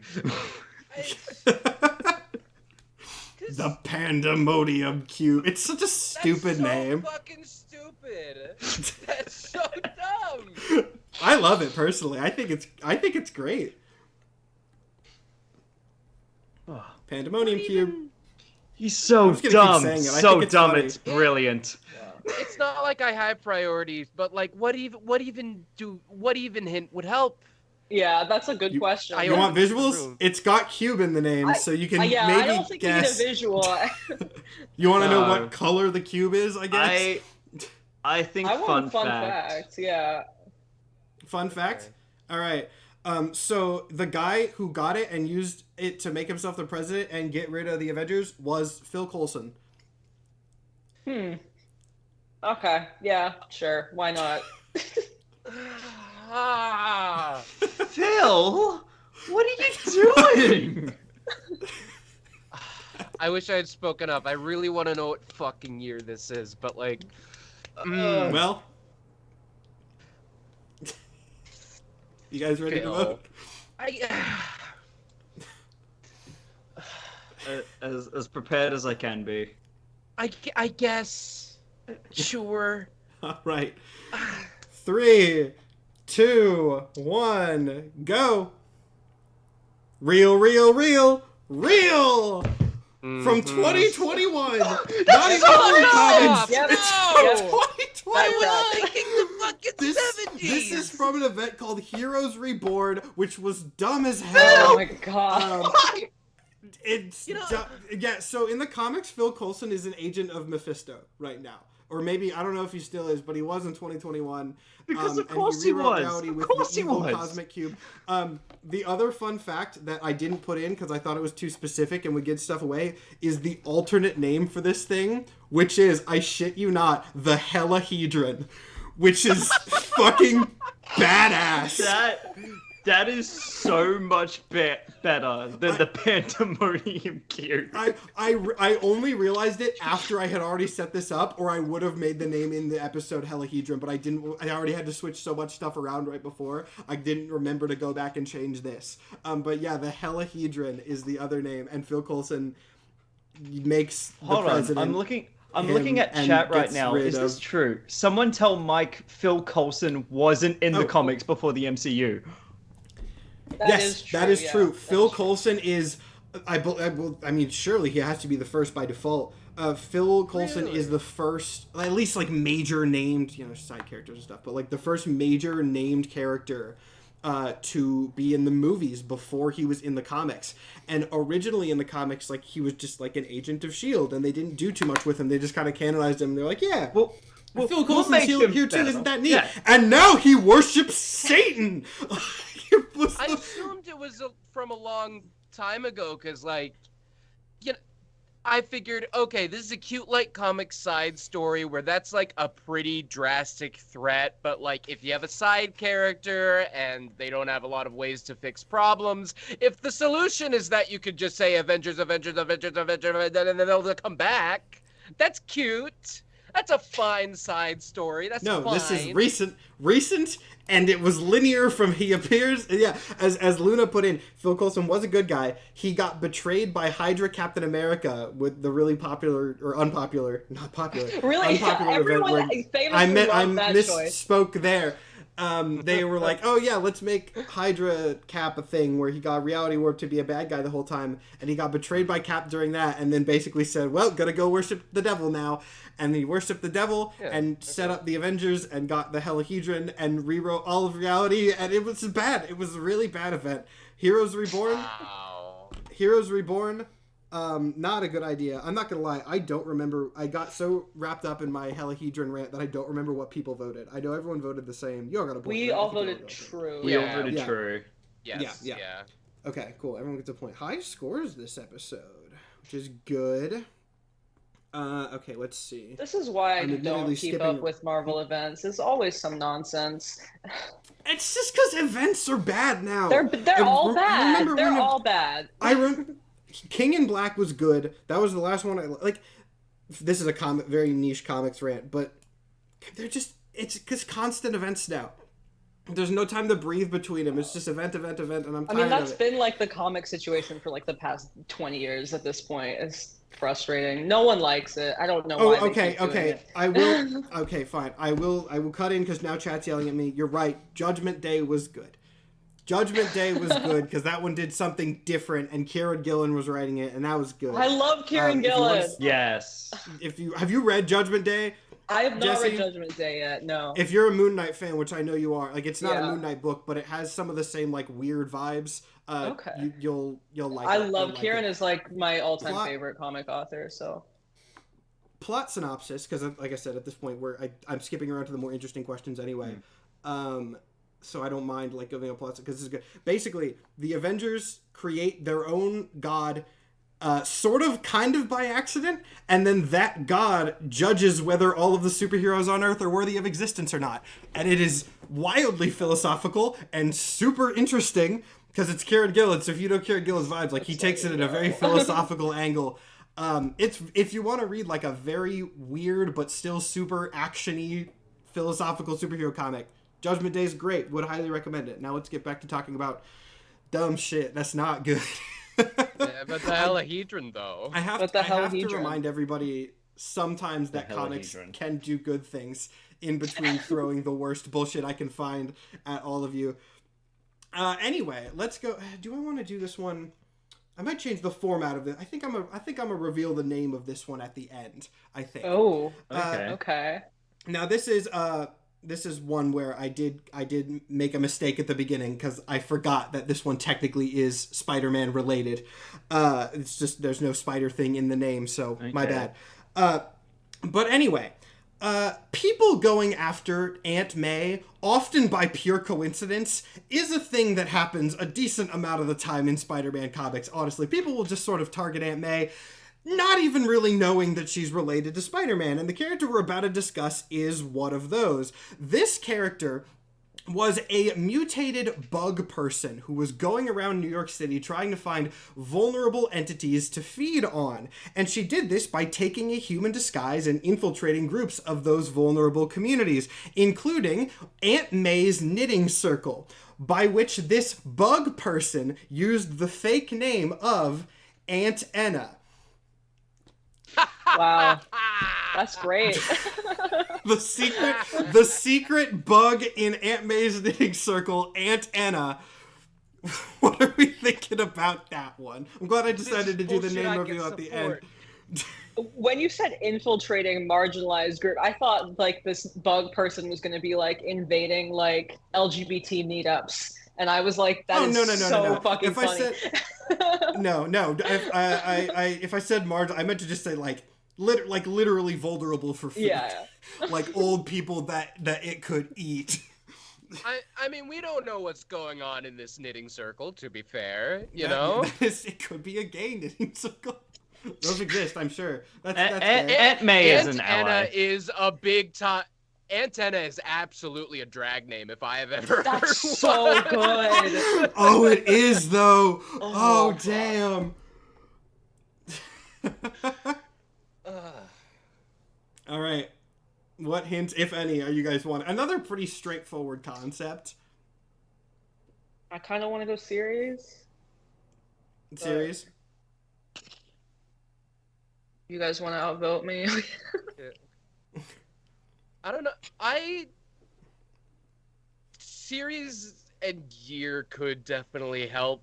I would also be curious about a fun fact to know more about this Aunt Enna and how all this shook out. Wow, we're all divided. But that's up we're to you, Byron. We're all divided because I'm thinking design.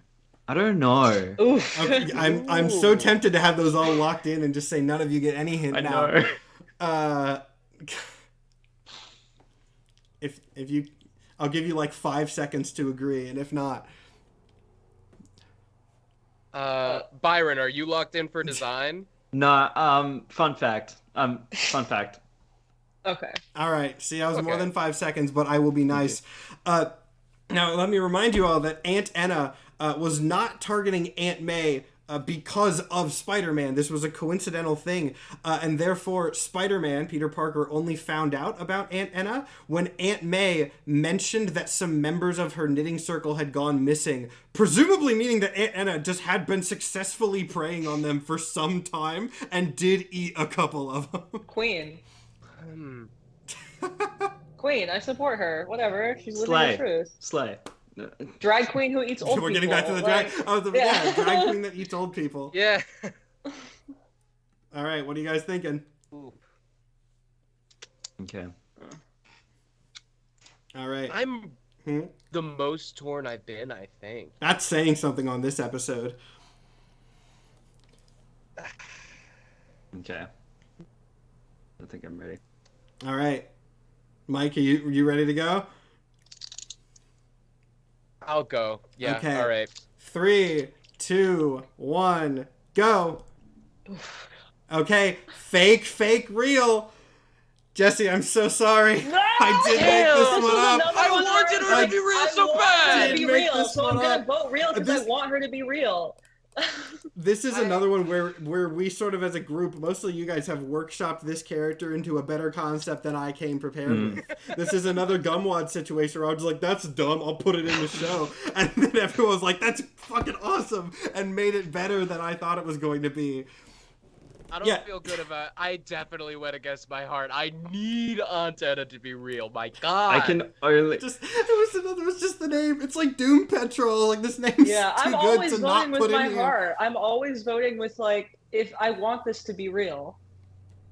And it never is. The Yeah, world always lets my me down mind- and just says Fortnite romance. Yeah. In my mind, I can see like a Baxter Stockman looking human being with just like an insect head. Yeah, what did I even have for Yeah, I was visuals? seeing like a kind of big bad wolf situation where it's like just a very obviously a giant bug like dressed up as an old lady. I mean, this is pictured, like, loosely using based on a big- concept. Like, I don't know what you'd call them, but like bug appendages as like knitting needles. Yeah. Like, that was a very distinct visual I had. This is loosely based on a character named Miss Arrow, who is someone that big Spider-Man fans will know, where a bunch of spiders basically pretended to be a teacher at a school where Peter worked. It's the bugs pretending to be people around Peter Parker does happen. So not in this stupid of a way. But anyway, let's see how many questions. Okay, so we are at an hour 40 minutes. I usually try to keep this to 2 hours max. And I do have to do a little bit of plug for Agents of Hades. And we have, I think, I have five questions left. So I don't think we're going to get through all those. We can try to speed run. Yeah, we can speed run. But some of them are also, at least two of them, I think we can at least get through three. Because I have three that are really good. Yeah. We'll see if we can get, really good. Two of them are really good. We'll see if we can get through those. Good. Yeah, well, I guess we can cancel it now. I mean, Brian figured it out. Anyway, now we're going to go to, I think I put too many objects or items in this one. But hey, some of them are good. And this is maybe my favorite of all of them. So we're going to just do it anyway. You guys have heard of the Lasso of Truth from, DC's Wonder Woman. Mm-hmm. This question is kind of just the polar opposite of that. It is, and I quote exactly, the invisible barbed wire of Ares. It is just fully a riff on all of Wonder Woman's weapons, invisible jet, lasso of truth, but it's Ares, and it is basically just an invisible barbed wire whip that at one point belonged to Ares, and it's a magical artifact, quite literally named the invisible barbed wire of Ares. This is an episode of a lot of just very straightforward concepts that I don't have to explain too much because the name pretty much says all of it, but the name says all of it, so I'll put it up to deliberation here. I'll take a fun The fact. invisible barbed wire of Ares. I would like a Fun fact? All right. I think appearance would just be funny because we know what it looks like. and none, I mean, I guess. No appearances, none. You can't pick that one. But yeah, fun fact is pretty straightforward. This is actually not a DC thing. This is a Marvel thing wielded by a Marvel analog of Wonder Woman named straight up Power Princess. Power Princess and the invisible barbed wire of Ares.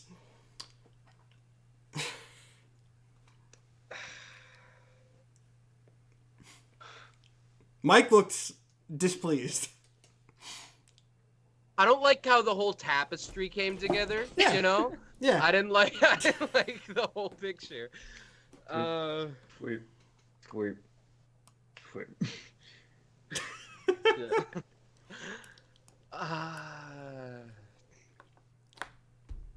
I don't like this game. I don't either. No. This game is to be enjoyed by the audience, not anyone involved. What, you thought this was meant to be fun for you? No. God, no. The invisible barbed wire of Ares. I'm ready. I ready.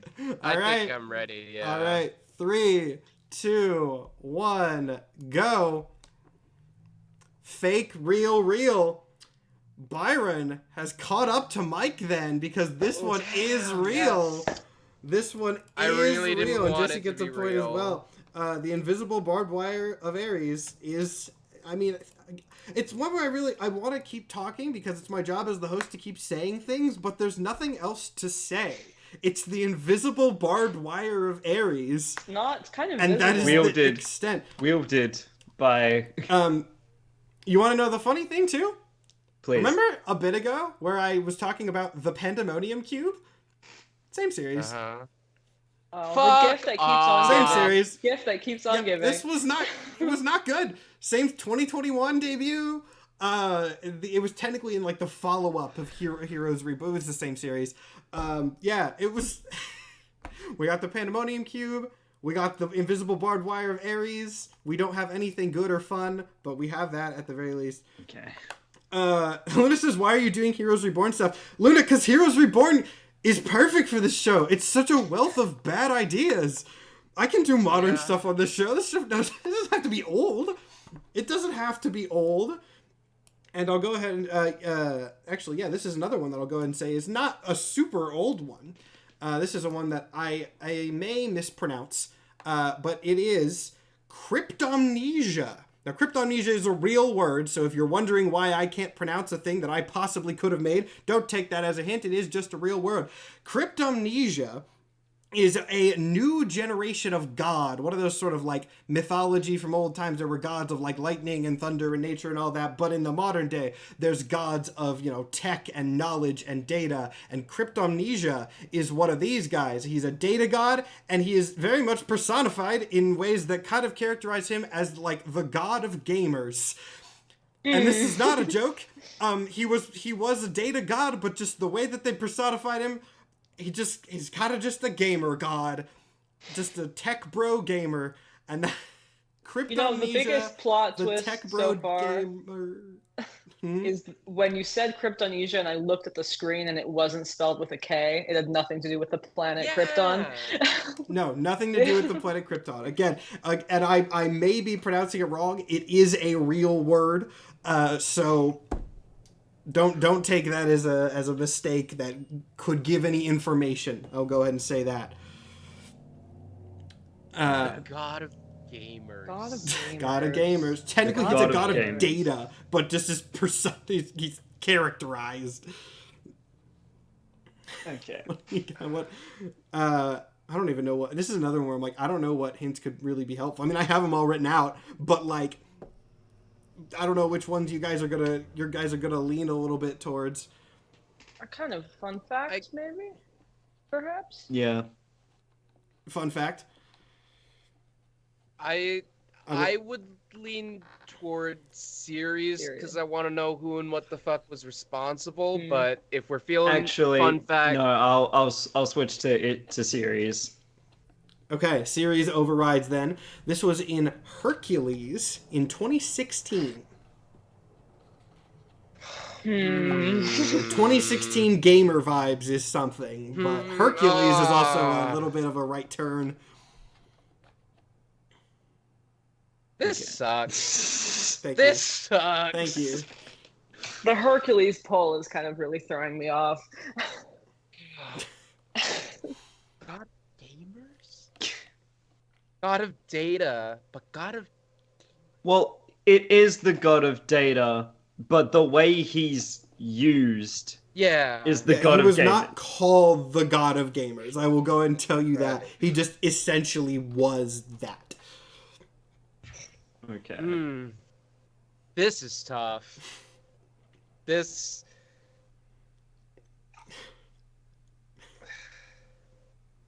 Why would it be called Cryptomnesia? Why would it be called that? Also, I know I said it's a real word. Please don't Google it, because if he's real, you might get it off to, Yeah. I don't think this is a very commonly used word, so Googling it, whether it shows up or not, will pretty much tell you, so don't. It's a cool word. Wish it was not used potentially for the god of gamers. Yeah, I was about to say, maybe it's not. Maybe it's not. Maybe you'll be pleasantly surprised. Okay. You guys ready to go? Sure. I'm so in the dark. All right. We're going to go anyway. 3, 2, 1, go. Real, fake. Jesse, I'm so sorry. Cryptomnesia is totally real. I'm look at his torn apart. Oh multicolored dyed hair, and he's got I like hate the him. I business hate jacket looking at gamer him. t-shirt. He's I awful. had fake in my hand, but I was like, no fucking way Matt pulls this word out of the ether for this. I know, of course not. For I didn't, this character? the Someone is name, talking it's a about weird the- word too. The experimental internet gas in the comments, that is actually from the canceled New Warriors Yes. series, not I think related that's to what this I think band. that's what someone assumed it was. I have thought multiple times to put them on this, but I'm like, I don't know like if I should count them as real or fake. Like I've thought about putting the new, for those who don't know, for time I'm not going to summarize the whole thing, but basically Marvel did a series, or was going to do a series, and the characters that they like announced for it were so god awful and universally hated that the series didn't even get an official cancellation. It literally just got swept under the rug and never mentioned again. And so I'm like, I want to put them on here because they're that god awful, but I also don't know whether I should put them as real or fake because they were Marvel official creations, but they never actually got put into publication. Maybe someday, who knows? Anyway, we are at an hour 51. I do really want to do this last question because this is maybe my favorite question I've ever had on Canon Clash in the entirety of the show's history. And I think for time this will likely... correction moment, I think Byron and I are still tied. Yes, you are. I'm sorry. Yes, Again, don't be pedantic. I'm getting distracted because I'm looking at the time and question orders. But for what that is worth, though, that means this question, again, maybe my favorite in Canon Clash history. Mike, if you don't get this and Byron does, your title is at stake here. Your title is at stake here. You could tie again for victory, or you could win, or you could lose it all, and it's all going to come down to either one of the most poorly aged things in comics that ever existed, or one of the most devious ideas that I've ever had, and it's going to be your decision as to which of those it is, because the final question in Canon Clash Season 2, Episode 4 is the 2023 Super Police. I'm going to let that name sink in for everybody a little bit. The 2023 Super Police are the elite police force of the future. Their main character that appears in the comics is a sort of spacefaring adventurer by the name of Rex Cosmos. And yeah, he's a space cop from 2023, and he's great because he's a cop, and he goes around helping and saving people, and there's, of course, a lot of scantily clad women around. 2023 Super Police! What are we thinking? Gotta be series and year, right? Like, what climate did this come out in? Who and why and where and when? Because I like this one too, because like before, or if you don't pick series and year, there is a decent chance that this, even if real, is like good parody, or it could be old and genuine, and it's very hard to tell which, I think.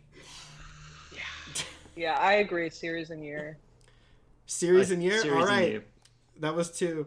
So this is from a comic simply called New Fun Comics in 1935. Oh, God.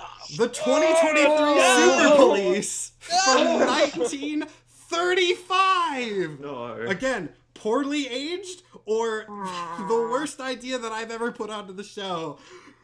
The 2023 Super Police. It's so radically coincidental that it's like I feel like the That's vibes the of this thing, one are is it's perfect. the 2023 is like... It's so radically So- coincidental that I do think it is so impossible to tell. Okay, so obviously we can't look up comic shit. Am I allowed to look up when major historical events happened? Because that Mike, might... this happened the last time you were on the show. Is you had to look up when Chernobyl happened. What Let me major remind historical event Yeah, could you're right, and I possibly don't think we prevent the 2023 Super Police from coming into existence? Yeah, I would just say, Mike, careful looking up. Obviously, don't Google like anything, but you know, I trust you to be reasonable with it. I will let you look up historical events. It's happened before. There's a precedent for this. It's a thing I should know. It's a thing I should know. Look, I have such horrible history knowledge. Okay. You've got... Ah, What historical event, can we ask shit. what historical event you were looking at? Yeah. What I'm are you? looking up. I'm looking up when World War II started. Oh no, And, yeah. I was puts us late 30s at the and- earliest. yeah, I would think late- this And is that's before, it. because like It started 1942. in 39. Okay, It yeah. started in 39. So So this is at this point, it's a pre-World matter War of II. like, how worldly was the author? I guess. Oh, this is. No, but I 2023 Super don't Police. think that the presence of World War II would have stopped them from naming something Super Police. I guarantee Not there's in stuff. not in America No. too. Yeah, not in not in America. America. Honestly, I was trying to get that vibe of like, are we doing parody or are we playing this straight? Is this did this come out of the ether, out of Matt's mind? If it did, Jesus Christ. Because The like if you just came 2023 across is this so in the wild, good. of course you put it on the show. Because just Super Police, nothing. Wouldn't have even gotten on the show. But 2023 Super Police is like, again, it's either the biggest coincidence we've ever had or my best idea. It's The so other thing good. is the date I love is it. really good because that's like around kind of the peak era of those space adventure, like I have comics research and dates for this yep, before. yeah, so yeah. Well, you see why I was like, I don't know if we're going to necessarily... You see why I didn't want to speedrun? Because I knew that this was coming up. And I was like, we're going to have debate on 2023 Super Police. The other. Yeah, I'll say this is so well thought out. I'm not even gonna play close to the chest. You said scantily clad women were about, and considering the time period, I wonder if that is accurate, because the Comics Code Authority I don't think would have been a thing by this point, unless I'm entirely wrong. That is after. I'll tell you that much. Yeah, it's not even Hayes It's Code so time. early that I wouldn't even expect this. If you told me this was a pulp novel, I would 100% believe it. Comic is making me a little suspicious.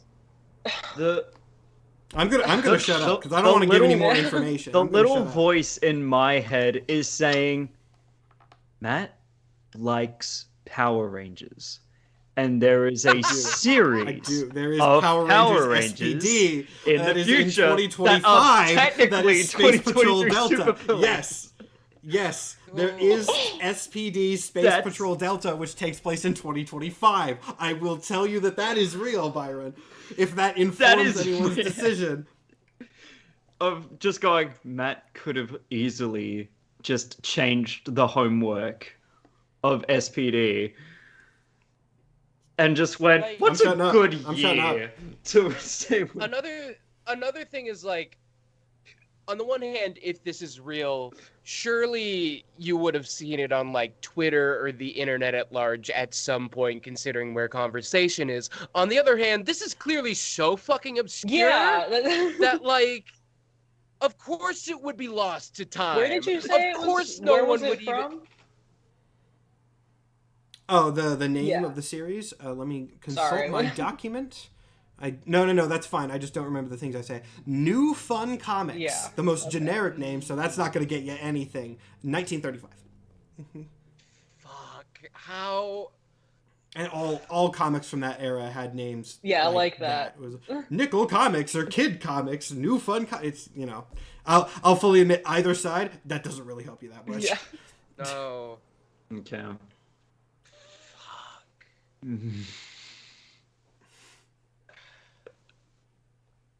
Because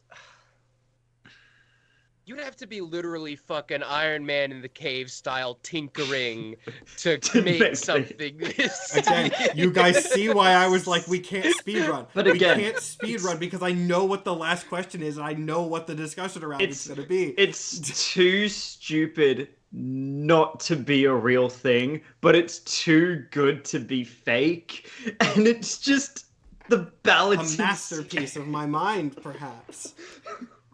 I think we got to go for it. We could debate this one for hours. Yeah. And we still got to do outros and announcements. So I'm going to have everybody go ahead and vote in 3, 2, 1. Okay, Fuck! Oh, now this is interesting. Okay, so Mike's title is on the line here.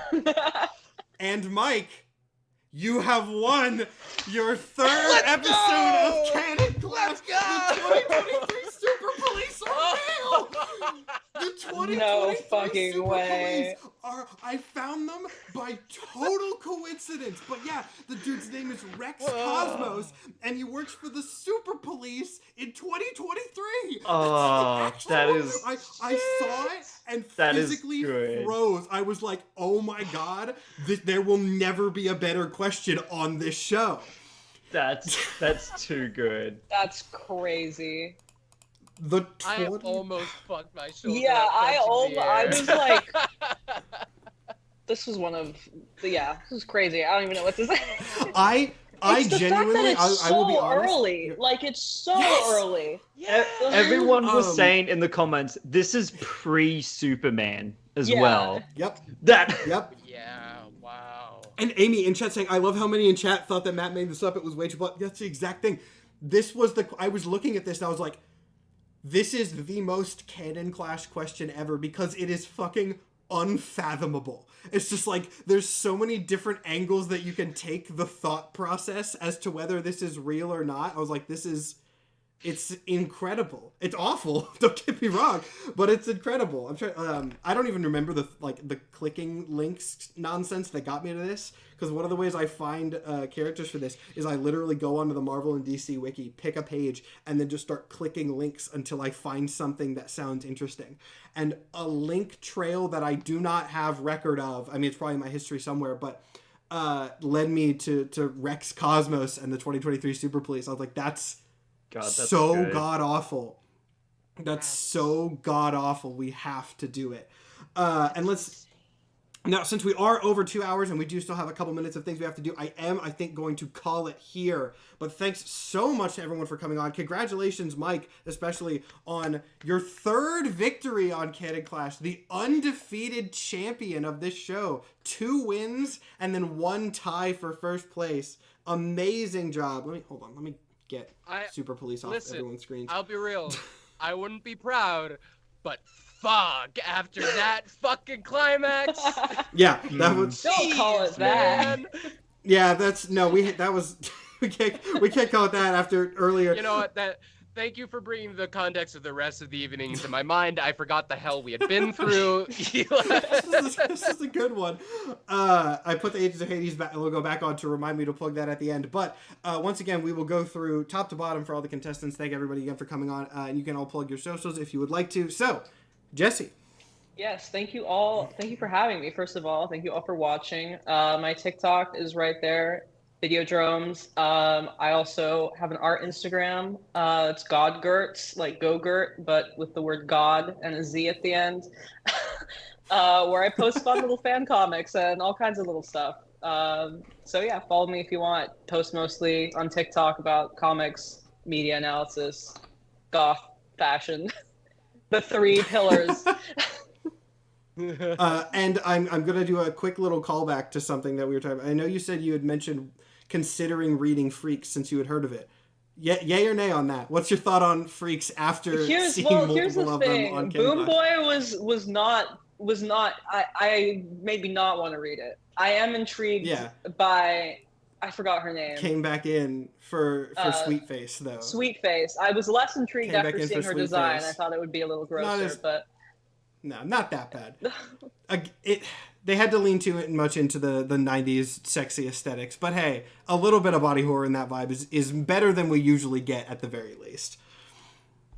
All right, and then down onto, once again, someone who on this channel needs no introduction, but I always make everyone do it anyway. Mike!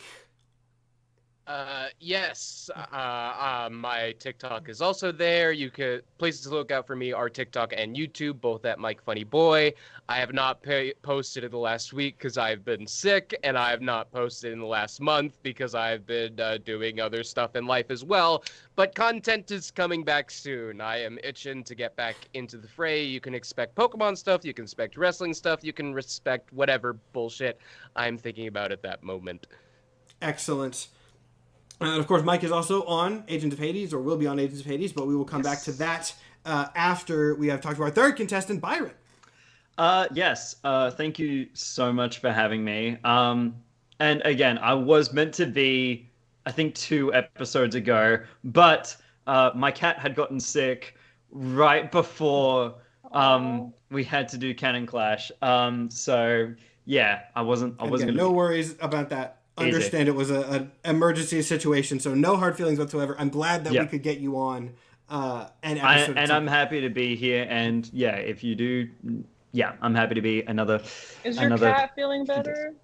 Yeah, no, she's absolutely great. She's it's a little short domestic called Nezuko as well, because she's a little demon in a box, which is cute. Oh, that's amazing. You have cat? Sorry, my. Oh, we're gonna get cat feature. Hold on. I'll do even more. You can have the main screen for a second. Look at her, Byron. This is cat. This is Nez. Say hi. No, don't eat the mic. Okay. My cat has not moved an inch this entire stream. Sliding under the pride flag.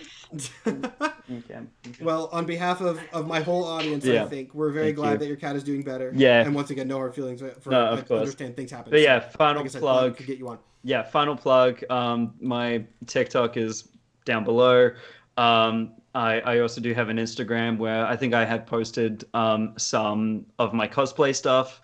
Haven't posted a lot of voice acting stuff, but I will be doing that in future, hopefully in a couple of weeks. But yeah, thank you again so much for having me here. Yeah, glad to have you. And then as a final bit of plugging stuff for my channels, mainly Agents of Hades, as has been on your screen for a bit. Agents of Hades is, as most of you already know, but I will say again, the next project from DnDorks. It is a 3-episode superhero horror Halloween special. It is starting this upcoming Friday, a week from yesterday if you're watching this live. That will be Friday the 13th of October by pure happy coincidence if you are not watching this live. And then we will have episode 2 on the 20th, episode 3 on the 27th. If you want to watch stuff after the fact, it will all be uploaded normally. It will be on our YouTube podcasting platforms the Wednesday after, on our Patreon the Sunday after. Lots of fun stuff there as usual. I'm also going to do, as a little bit of a plug for the DnDorks Patreon, we are adding some new stuff to it for Agents of Hades. We have, an external professional artist doing the character work this time, which is going to be very, very cool. And that means I also have concept art and process stuff. That is going to be available on our Patreon as the art gets revealed for the show. So if you sub to our Patreon, you can see all the concept art and the draft versions of the characters are so good, guys. I'm so glad that we got set up with them. I'm very excited. I'm not going to show you any of the art now because I want to keep it a surprise. But my God, it's going to be really, really good. And this is actually the only time I'm going to mention this in advance, so mark your calendars now if you want to get in on this early. Speaking of Patreon stuff, we are upgrading our tech for the Agents of Hades series, as I kind of mentioned a couple times earlier in the stream. This is the last time we're using Skype, and since we are changing to a new system, we are going to be doing a tech test. It's just going to be a normal stream with the new system to make sure everything runs properly and things like that. That is going to be an unrelated one-shot to everything else we've done, just an independent, fun little dungeon crawl thing that I'm going to be DMing. We are doing that Tuesday. So the reason we're doing it on a weird day is because we have to have it as a live, because again, I want to have all the variables the same since we're doing tech stuff. That will be airing live on Tuesday, normal time. It will not be posted on any of the VOD platforms, though. It will be removed from Twitch right after. It will be removed from YouTube, and it will from there on be a Patreon exclusive one-shot. Just another fun bonus thing, not connected to any of the other series. But basically what I'm saying is now's a good time to sub to our Patreon if you want to help support us, because concept art, special exclusive one-shot, fun things. And then for everyone, Patreon or not, Agents of Hades begins this upcoming Friday. So I believe that is all the announcements that I have. Thank you again, all the contestants, for coming on. So glad to have you all. Mike, congratulations one more time to your 3rd victory on Canon Clash. I hope everybody has a great rest of your weekend. Thank you for watching, and we will see you all later.